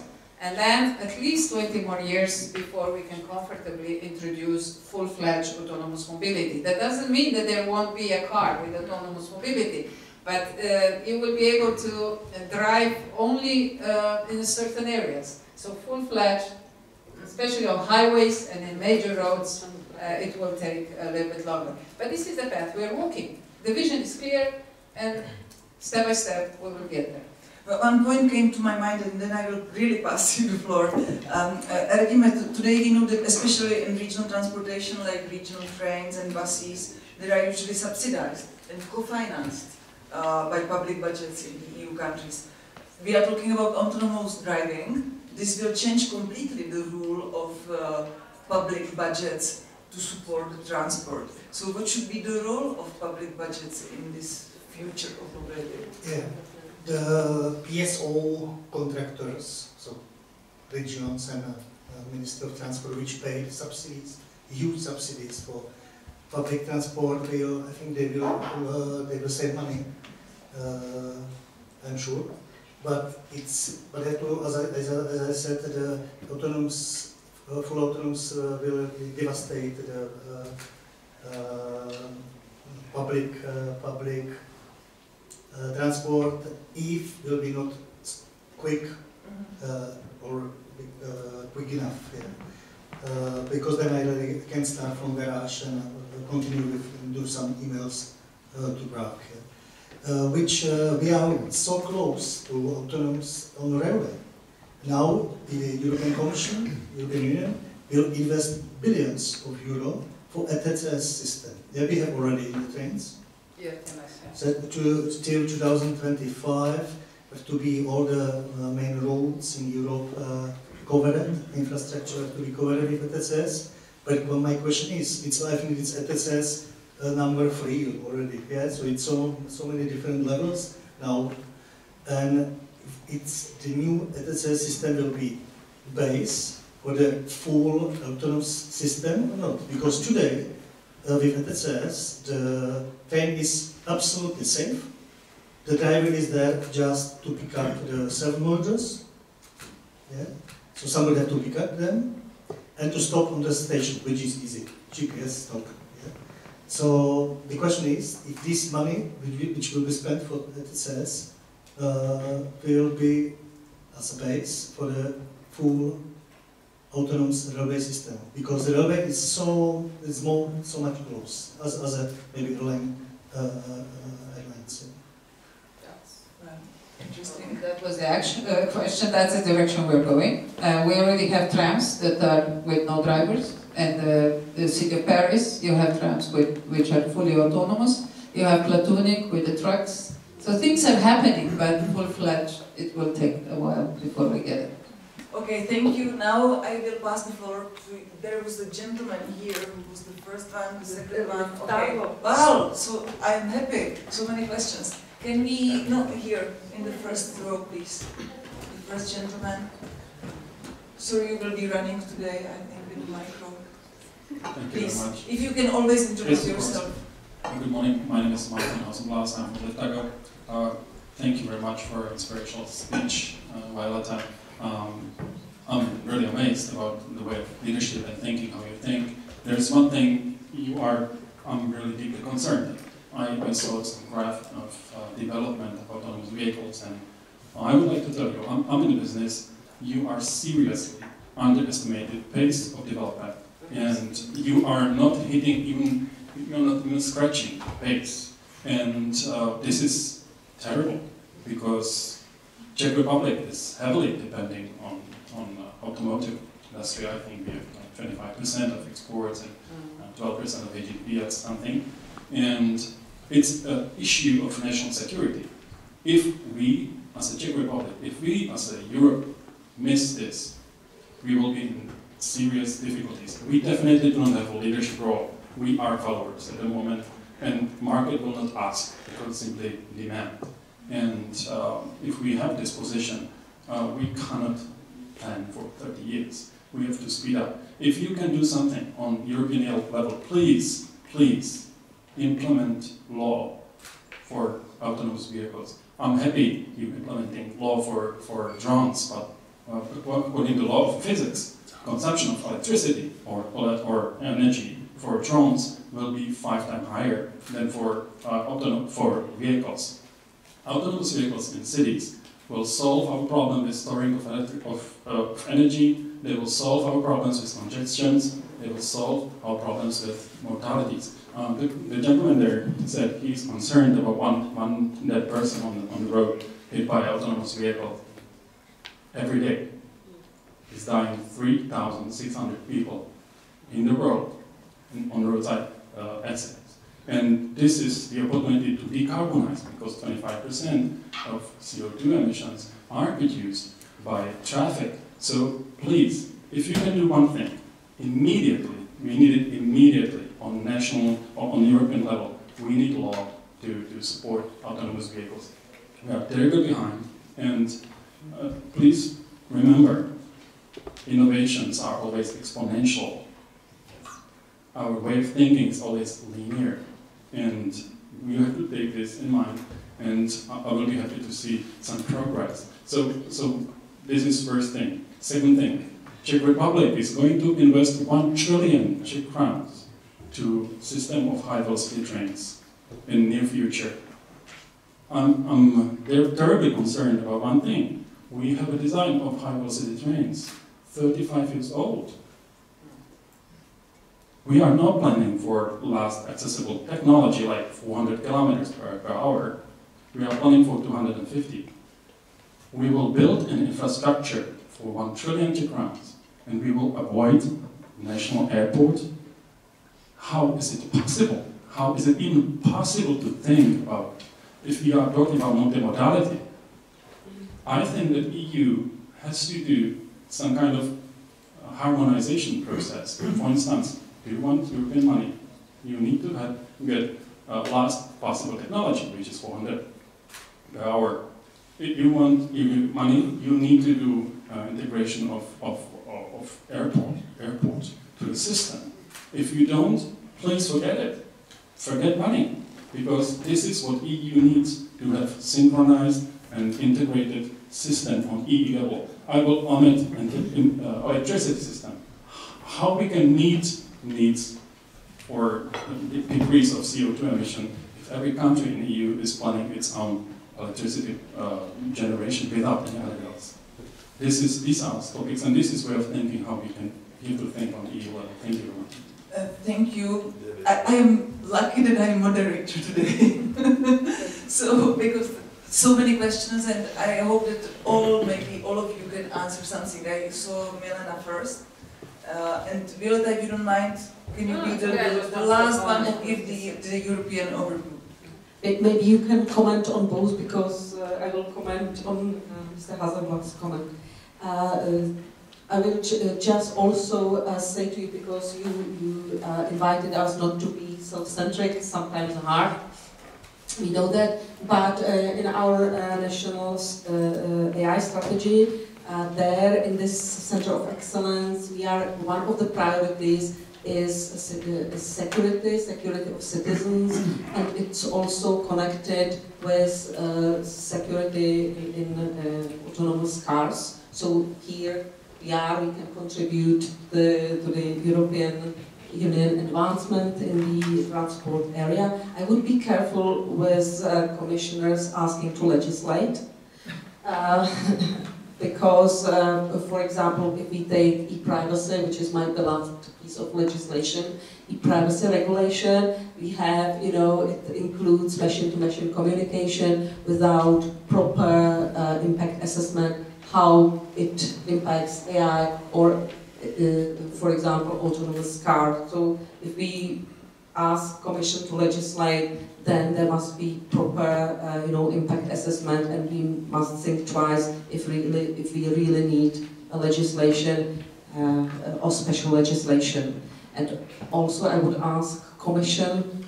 Sometimes, also Commission is, Eurocentric, and for example, in all those Digital Europe program and Horizon 2020, we are falling into trap of, building European companies, European infrastructure, which is good, but sometimes we balance, on the verge of the protectionism. It was with parliamentary amendments to the Digital Europe program. So, we have to invite the best of the best to Europe and to work with European companies on the best projects. Then we, can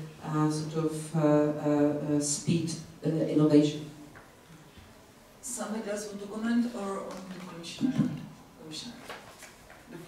Commission is overloaded. No, but I would just like to be very clear what we are already undertaking. First of all, there is, after lots of negotiations, we approved one person to be sent out to Geneva to negotiate global standards, because that is our quite a key priority, to make sure that we don't get locked out on the standardization of autonomous mobility. So that's one track. The other track is let's together push the telecoms and the industry to develop 5G. They've been very hard on me because I said, look, we're going to go with the microwave because there is no 5G product in Europe. Sorry to say that, but there isn't. However, is the only one. So we need to push the industry, challenge the industry that they move on and deliver the products. Then, of course, I mentioned already this PPP between the industry and the public administration. Will it be joint undertaking like CESAR and Shift to Rail, or it will be some other forum, we don't know, but it's been approved. So that will start with the new financial period, which is in 1 year time. Come on board. Of course, we are more than happy to regulate, but there is nothing to regulate right now. Yeah, we need. The only thing what I wish we could show, the slide that was one slide that I didn't show in my presentation, is in digitalization, also due to the autonomous mobility, we have 5 layers where the Commission will interfere. First is infrastructure, to make sure that we have interoperable infrastructure throughout the entire EU. Then this will have is decoupled from data. On the data level, in certain areas we have started to look at on which level do we want to standardize data. Will it be on meta level, or do we need to go down to the record level? I'm very much in favor of meta level and allow then the databases to get horizontally connected. Then the next level is application. We need to make sure, and here my colleague, Vera's colleague, Vestager, is really tough, is to keep these layers open for a full-scale competition and prevent monopolies through open product interfaces for an application level. This is what I'm talking about. Then the next level is service level, where we also want to make sure that we have open product service on a service level, also open products in order to ensure that there is no monopolies. We allow vertical integration, but it has to be open at every layer, and he knows well what I'm talking about, because we've been fighting in order to ensure that in railways. And of course, it's this network layer where we will have this ecosystem approach where different portfolios will be joined together, and again we need to take care of the open interfaces on the level of networks. So this is something we're already taking a look at, we're looking at it. But do you want us to interfere even further? We're here to serve, we will. But at the same time, many times they say don't regulate what doesn't need to be regulated. But please give us clear messages, and member states need to send clear messages as well, through your representatives in the parliament, through your ministers and prime minister, and of course directly to the Commission, because we are listening. Everything I talked to you about today came out of the ecosystem because we were listening to stakeholders, and we delivered that together with stakeholders.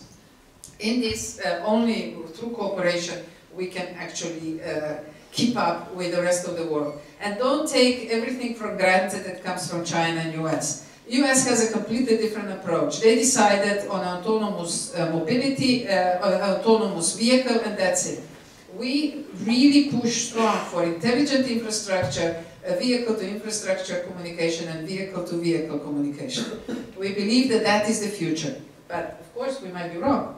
Through a very open dialogue and discussion, we will know how to make the next steps well. So I agree, we need to speed up, but with whom? Who should I work with? I'm in. Super, come on board. We have C-Roads for administration, it's a special platform. We have CITS platform where the industry comes on board, but I'm more than happy if you come and see me in the office. We will sit down and see where else you can help us in order to speed up the engagement of other stakeholders. And sometimes you find yourself alone, there's nobody around. You don't know who to speed up the process with, because absorption capacity it's relatively low at this point, and the industry is still trying to defend the investments that they've made so far, and they have not been depreciated yet. Can I? Martin, you said that the high speed will cost about 3 trillion. It's the main road. It's a Prague, Brno, Ostrava. This is most important because and it will cost about 8 billion euro, maximum 10 billion euro. For the speed, 350, which is standard. 400 is some Shinkansen testing. Yeah, 350 is standard. It doesn't matter 350 or 400. But important is that nobody in this country wants the speed. The construction lobby, which has experience just for 200, wants 200. Czech Railways wants 200. Škoda Transportation, till now, this was most important part of the voice for the politicians, wants maximum 200 because This is local producer. Yeah? But where is public interest? Yeah, nobody, you know, it's... Second, how you will rebuild for higher speed if you have... High speed only belongs one. You want high speed, me, yeah? It may be publish, and Petr Schlager, which is I not want high speed. Yeah, okay, so we have to say who wants high speed for 350? No, everybody wants high speed, there's no question about it, but somebody needs to then finance it and also then manage it. In the end, this will be financed by Czech money because we have not enough years to use your money. Yeah, and the 8 billion euro, it's not huge money. It's nothing. It's less than our seniors need for the pensions per year. It's nothing. Yeah, so this investments will pay in the end because important is, and it's usually here, that the high-speed roads have to be first built in the domestic, as a domestic line, not international. Yeah? International lines, connect to international lines is nonsense, because in the end, you will pay it. Yeah? Because all the countries, like Germany, France, do domestic, never international. Yeah? Okay, let me challenge you. May I? I will say. Because in domestic lines, we will use, the Czech people will use it, yeah? Going to Prague. Yeah? But we will pay from our money connection to Berlin for few tourists. It's not make sense. Yeah? So but all countries do just domestic lines, 350 minimum.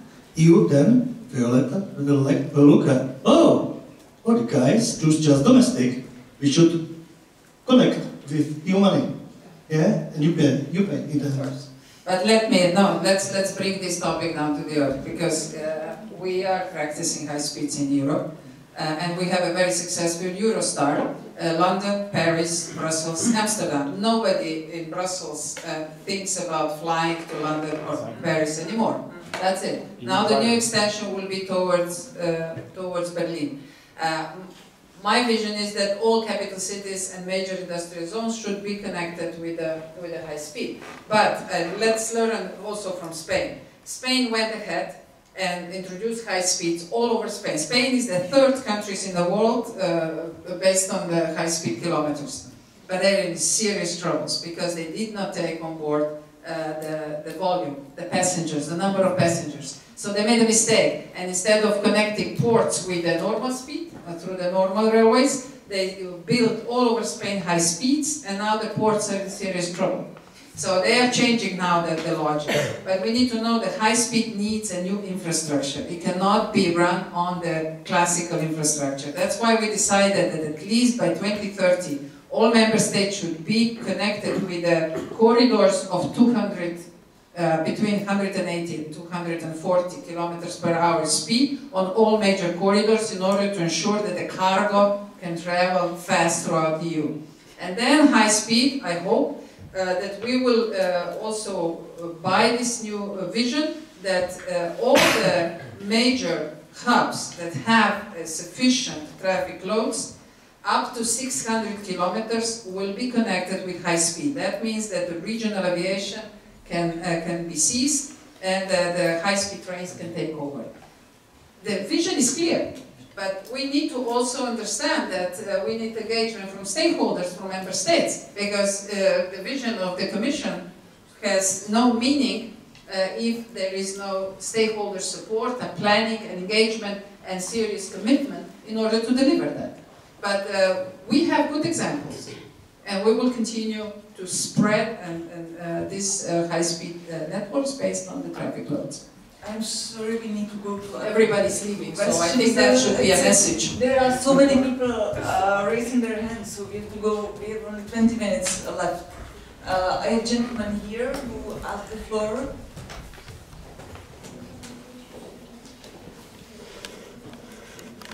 Well, thank you very much. My name is Bartosz, I'm an economist. And I visit very often such discussions. I have plenty of questions, I just do not know if I will recall all of them. First, the last one you said, that EU should protect the industry against monopoly. But you know what? I tell you, it's wrong. You shouldn't. Just recently, EU stopped joining venture of two railway producing companies. It was one French and one was Siemens, if I'm not mistaken. Alstom and Siemens. It seems that it's okay, but it's not. You know why? Because they will lose with the Chinese companies. No chance. Do you know why that happened? No, Can I explain you? Tell me. Because they were not ready in order, they have 75% of a global market in a certain area. And in order to do the joint venture, they would need to sell part of the business, which has a very high value in the knowledge and in the competences. So in order to avoid that, we wanted to propose them to develop a new model for joint venture. And unfortunately, they did not want to engage. We would have found it, and we will in the future, but if they follow the rules that we have, and that they want the way how they wanted to do the joint venture, this would be sold probably to Chinese. I give you another example. Yeah, but it's a bad example. No, it's a good one. The next one is also a good one. Airbus. But I do not have 3 other who produce airplanes. Why? Because it's a monopoly. Airbus is monopoly. Airbus is not a monopoly. How come? How many European companies do produce Airbus 380 or similar? No, we have a global competition. That's what I have said is the Chinese. Yeah. Okay. No, Chinese are not on board yet, but they will be in a few years. Because they're developed. They already are. Chinese don't have a plane. Okay, next one. Next one. Do you have some other questions? Oh, plenty. Next one. You have other people. So yeah, I let them. Okay, no problem. The next one was unmanned vessels. How are you going to protect those vessels against pirates? Do you have machine guns, automatic machine guns, or robot soldiers? No, unmanned vessels are meant for the motorways of the sea, which means short sea shipping. We have not heard anybody to say that they would like to have unmanned vessels for cross-ocean connectivity. Which was not written there. It was just only unmanned vessels, so it was not precise enough. Okay, I will give... Okay, you can. I have about 10 more, but it's okay. I know, but there are some other people, so we have just to somehow... Problem. Yes, no problem. But maybe I quickly answer. You know, when Alstom and Siemens will be one, they will not be more efficient against Chinese. Never. Yeah? The problem of Spain, with the high speed, so many, they built in the last 20 years, I think 3,000 high-speed kilometers. But the problem is that monopoly operator called Renfe is only one which can be operated there. Of course, the ticket costs like an airplane. Now they will open it for others. Yeah. So monopoly, this is always the main key problem. I am economist, believe me, it's now. But just to finish this, maybe with one encouragement, what we realized with this case is that EU needs industrial policy. And finally, member states are moving towards having a EU-based industrial policy, which they were not interested in before. Okay. So good evening, everybody. My name is Petr Kovač. I'm an investment banker, but here I'm sitting more as an enthusiastic person in aviation. I'm the most quoted analyst in aviation in Czech Republic, although it is almost only my hobby. So my question is very much directed to Violeta about drones. You have mentioned drones. Do you know how many producers of industrial or commercial drones are in the European Union? No. 5. Do you know where are the markets for these drones? Very sophisticated, very developed technology? Everywhere. No, outside the European Union. Because... Why are you saying that? No, my question is, because you have mentioned the new papers regarding regulation of drones. So I think this is a very clear example or lecture we can learn. There's something wrong. I don't want to blame European Union. Excuse me, what is wrong? Something which is very advanced in technology, which is very much connected to the very traditional industry in European Union, with very let's say, great potential to make world much better, because this is definitely a way how to replace expensive air vehicles, helicopters or planes, with something which is more cheaper, cleaner, and more effective. Yeah. And I don't understand why it happened. You know, I think this is my question. If you at some commission producing papers regarding this type of technology have learned lesson that something's wrong, and it is not necessary issue to be regulated, but maybe stimulated.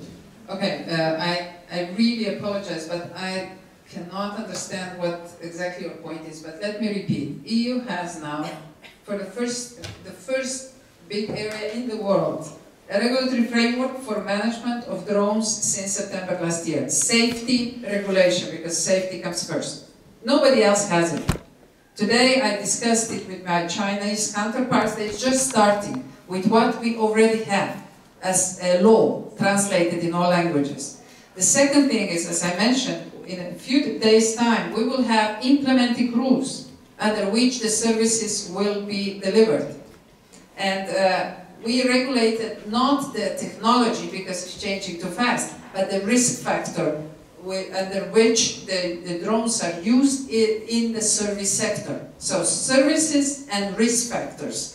So what I mean by that? Through the development of urban aviation space management system, we will be able to do geofencing, then registration of drones, training of pilots, pilot licensing for the public services. Also for the recreational drones, very clear rules that will never happen again, that the drones find itself in aviation space at the airports and similar places. So these rules are essential, otherwise we cannot let the drones to be used. Otherwise we're going to have serious troubles. So EU is at this point the most advanced area in the world in order to get ready for public drone services. Yeah? Americans are using a different approach, but they are part of currently our test beds. We have 6 test beds around EU, and in each test bed 20, 30, even 60 partners through which we are testing different elements of the urban aviation space. Some there's one for the cities, for urban areas, there's some for ports, there's some for testing the management systems, variations, that we will see which one will be the most appropriate one for us. Definitely we will have dynamic management system, we will have risk-based management system, and of course it will be fully controlled, in a sense that only if you register, you will be able to do the public services. And I think that this is the only possible way. Industry started to pick up. We see it, and we're working now with the investment bank to offer special financial tools in order to support the development also of the drone industry. So things are evolving. I don't know who you would show me as a more advanced area in sense of getting ready for a full scale, but I'm very much in favor that we start with emergency services, that we learn, that we let first emergency services go, and then later on also with other commercial services and logistic and mobility. Violeta, thank you very much. But everything is in place in the industry already. In Europe. Sorry, I'm still moderator. We have 10 minutes left and we have like 10 questions. And they must be very quick, and please very quick and short answers. I'm sorry, I cannot allow the debate. Promise. We need other 3 hours. I have a young lady here, 2 gentlemen there. I will start from the lady, but it will be for you running on the other side. Maybe I can do it. Here you go. I'm here. Good evening. My name is Barbara Mishkova. I'm here on behalf of Blue Express and Oreo, policy officer of Oreo, so competitor of RegioJet, but also partner in RegioJet in Brussels, because we went beyond Czech Republic and we started association in Brussels. together with other European operators. Thank you very much for the topic, and also having Transportation Commissioner and also Consumer Commissioner on one place is really good sign, like really including passenger discussion, and this is what we are trying to do to make it from system-oriented into really passenger-oriented things, so people really will use more transport, and the mobility will make sense. You have a really difficult job because it will be long-term. What you will start, you will see in really long-term horizon, first thing. And second thing, it will be always business-driven, and it's really hard to find the right place where to start a regulation. So it wouldn't be too early or too late.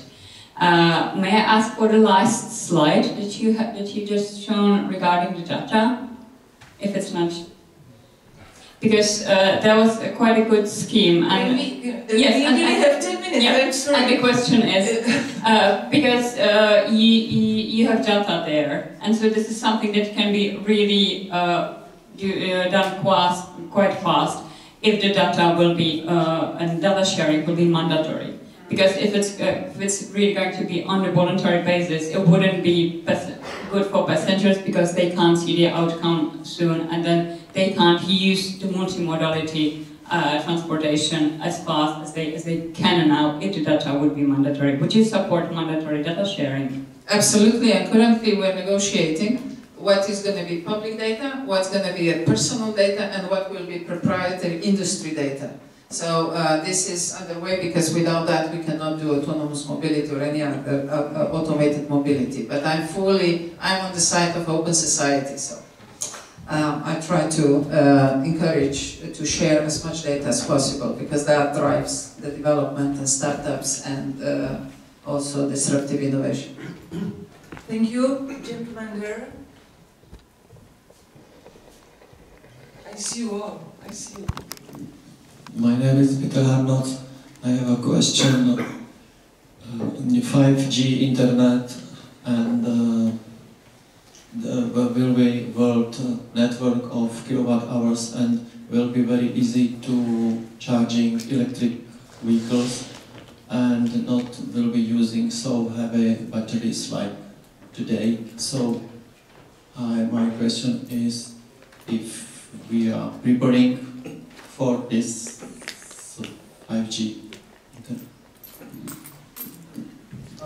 I hope we are getting ready for 5G. I'm waiting for manufacturers to deliver a product that we can start testing it, and that we can develop standards for it. I think they're lagging behind right now, but they're trying to find a killer application which will justify the investment. It's what is the hen or the chicken or the egg first.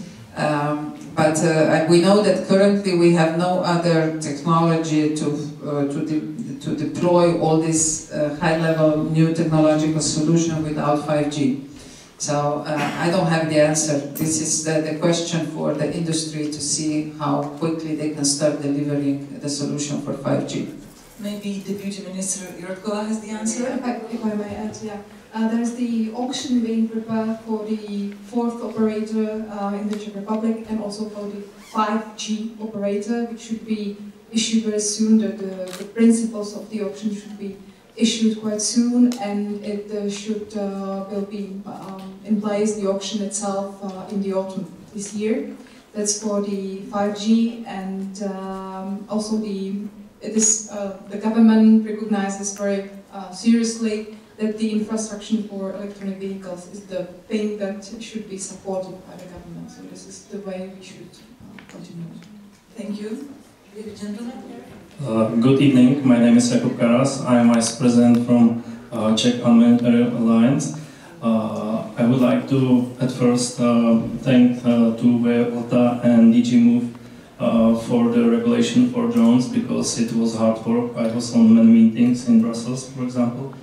And I would like to ask you, mainly for Czech representatives, because this is a very new, innovative area, and Czech Republic have very good opportunity to be one of the leaders in the Europe.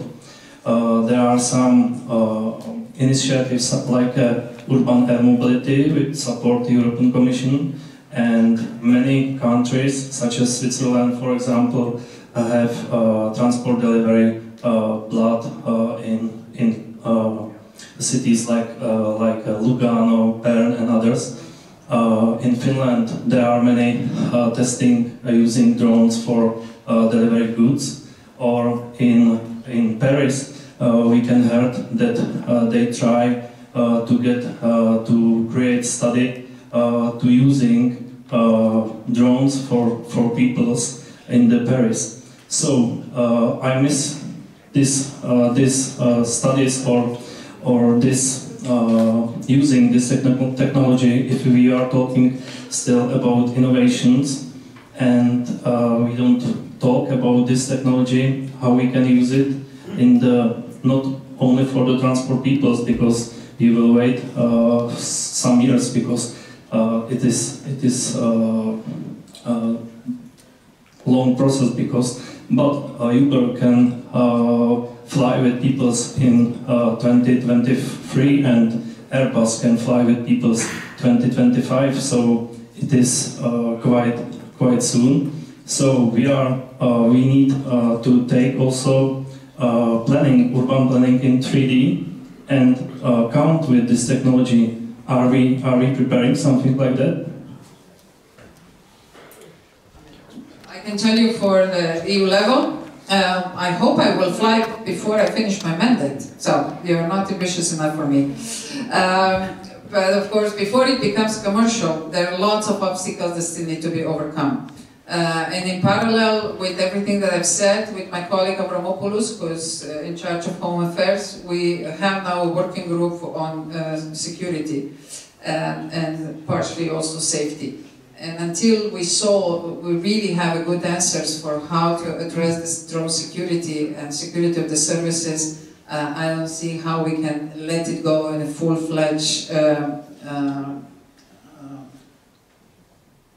way in commercial operations. But these test beds are going on. They're very good. We have many more in specific areas, also for ports and things like that, for logistics.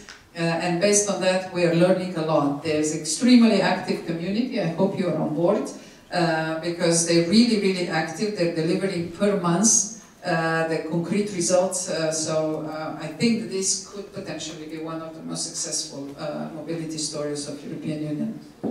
Thank you. We have time for a last question. Nobody else? No. Who wanted a question just left? Well, I have a question for you. Because instead of the final words from the panelists, I would like to ask you in, okay, let's say, I would say one sentence, but let's say 3 or 5 maximum sentences. What do you think should look like ideal future of mobility in, let's say, 20 years? Madam Deputy Minister. Well, I'm a fan of Ray Bradbury's books and safe, secure, mobile, effective, international, nice. Fast. Nice. In other words, I am proud of this vision of ministry. Thank you. Nice. Thank you very much. Milena? Based on my needs, part of my household,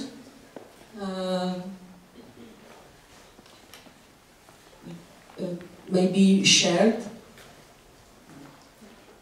Thank you. Clean, safe, secure, efficient, inclusive, which for me is very important, and of course moving towards mobility as a service, based on demand. Thank you. Click, click, click, click revolution. So click for reservation, click for cancel reservation, for combination of any modes together. Thank you. I hope that somebody from the Institute for Politics and Society is taking notes, because we will check on you in 20 years. So we will challenge you in 20 years. Well, I would like to thank you all. Thank you for being here with us. but thank you all that you stayed in this late time in the evening. I think it is worth it. It was very interesting. I'm just telling to myself, next time I want to engage people more to be interested in the European Union, I will start to talk about mobility and transport, because this was maybe the best debate I ever had about some European topic. So thank you so much. Well, thanks please again, and applaud them, because I think it was a great panel. So I start from a man, because I want to have bigger and bigger applause. So Radim Jančura, thank you. Milena Jaburková, Silvana Jilková, and Violeta Bulc.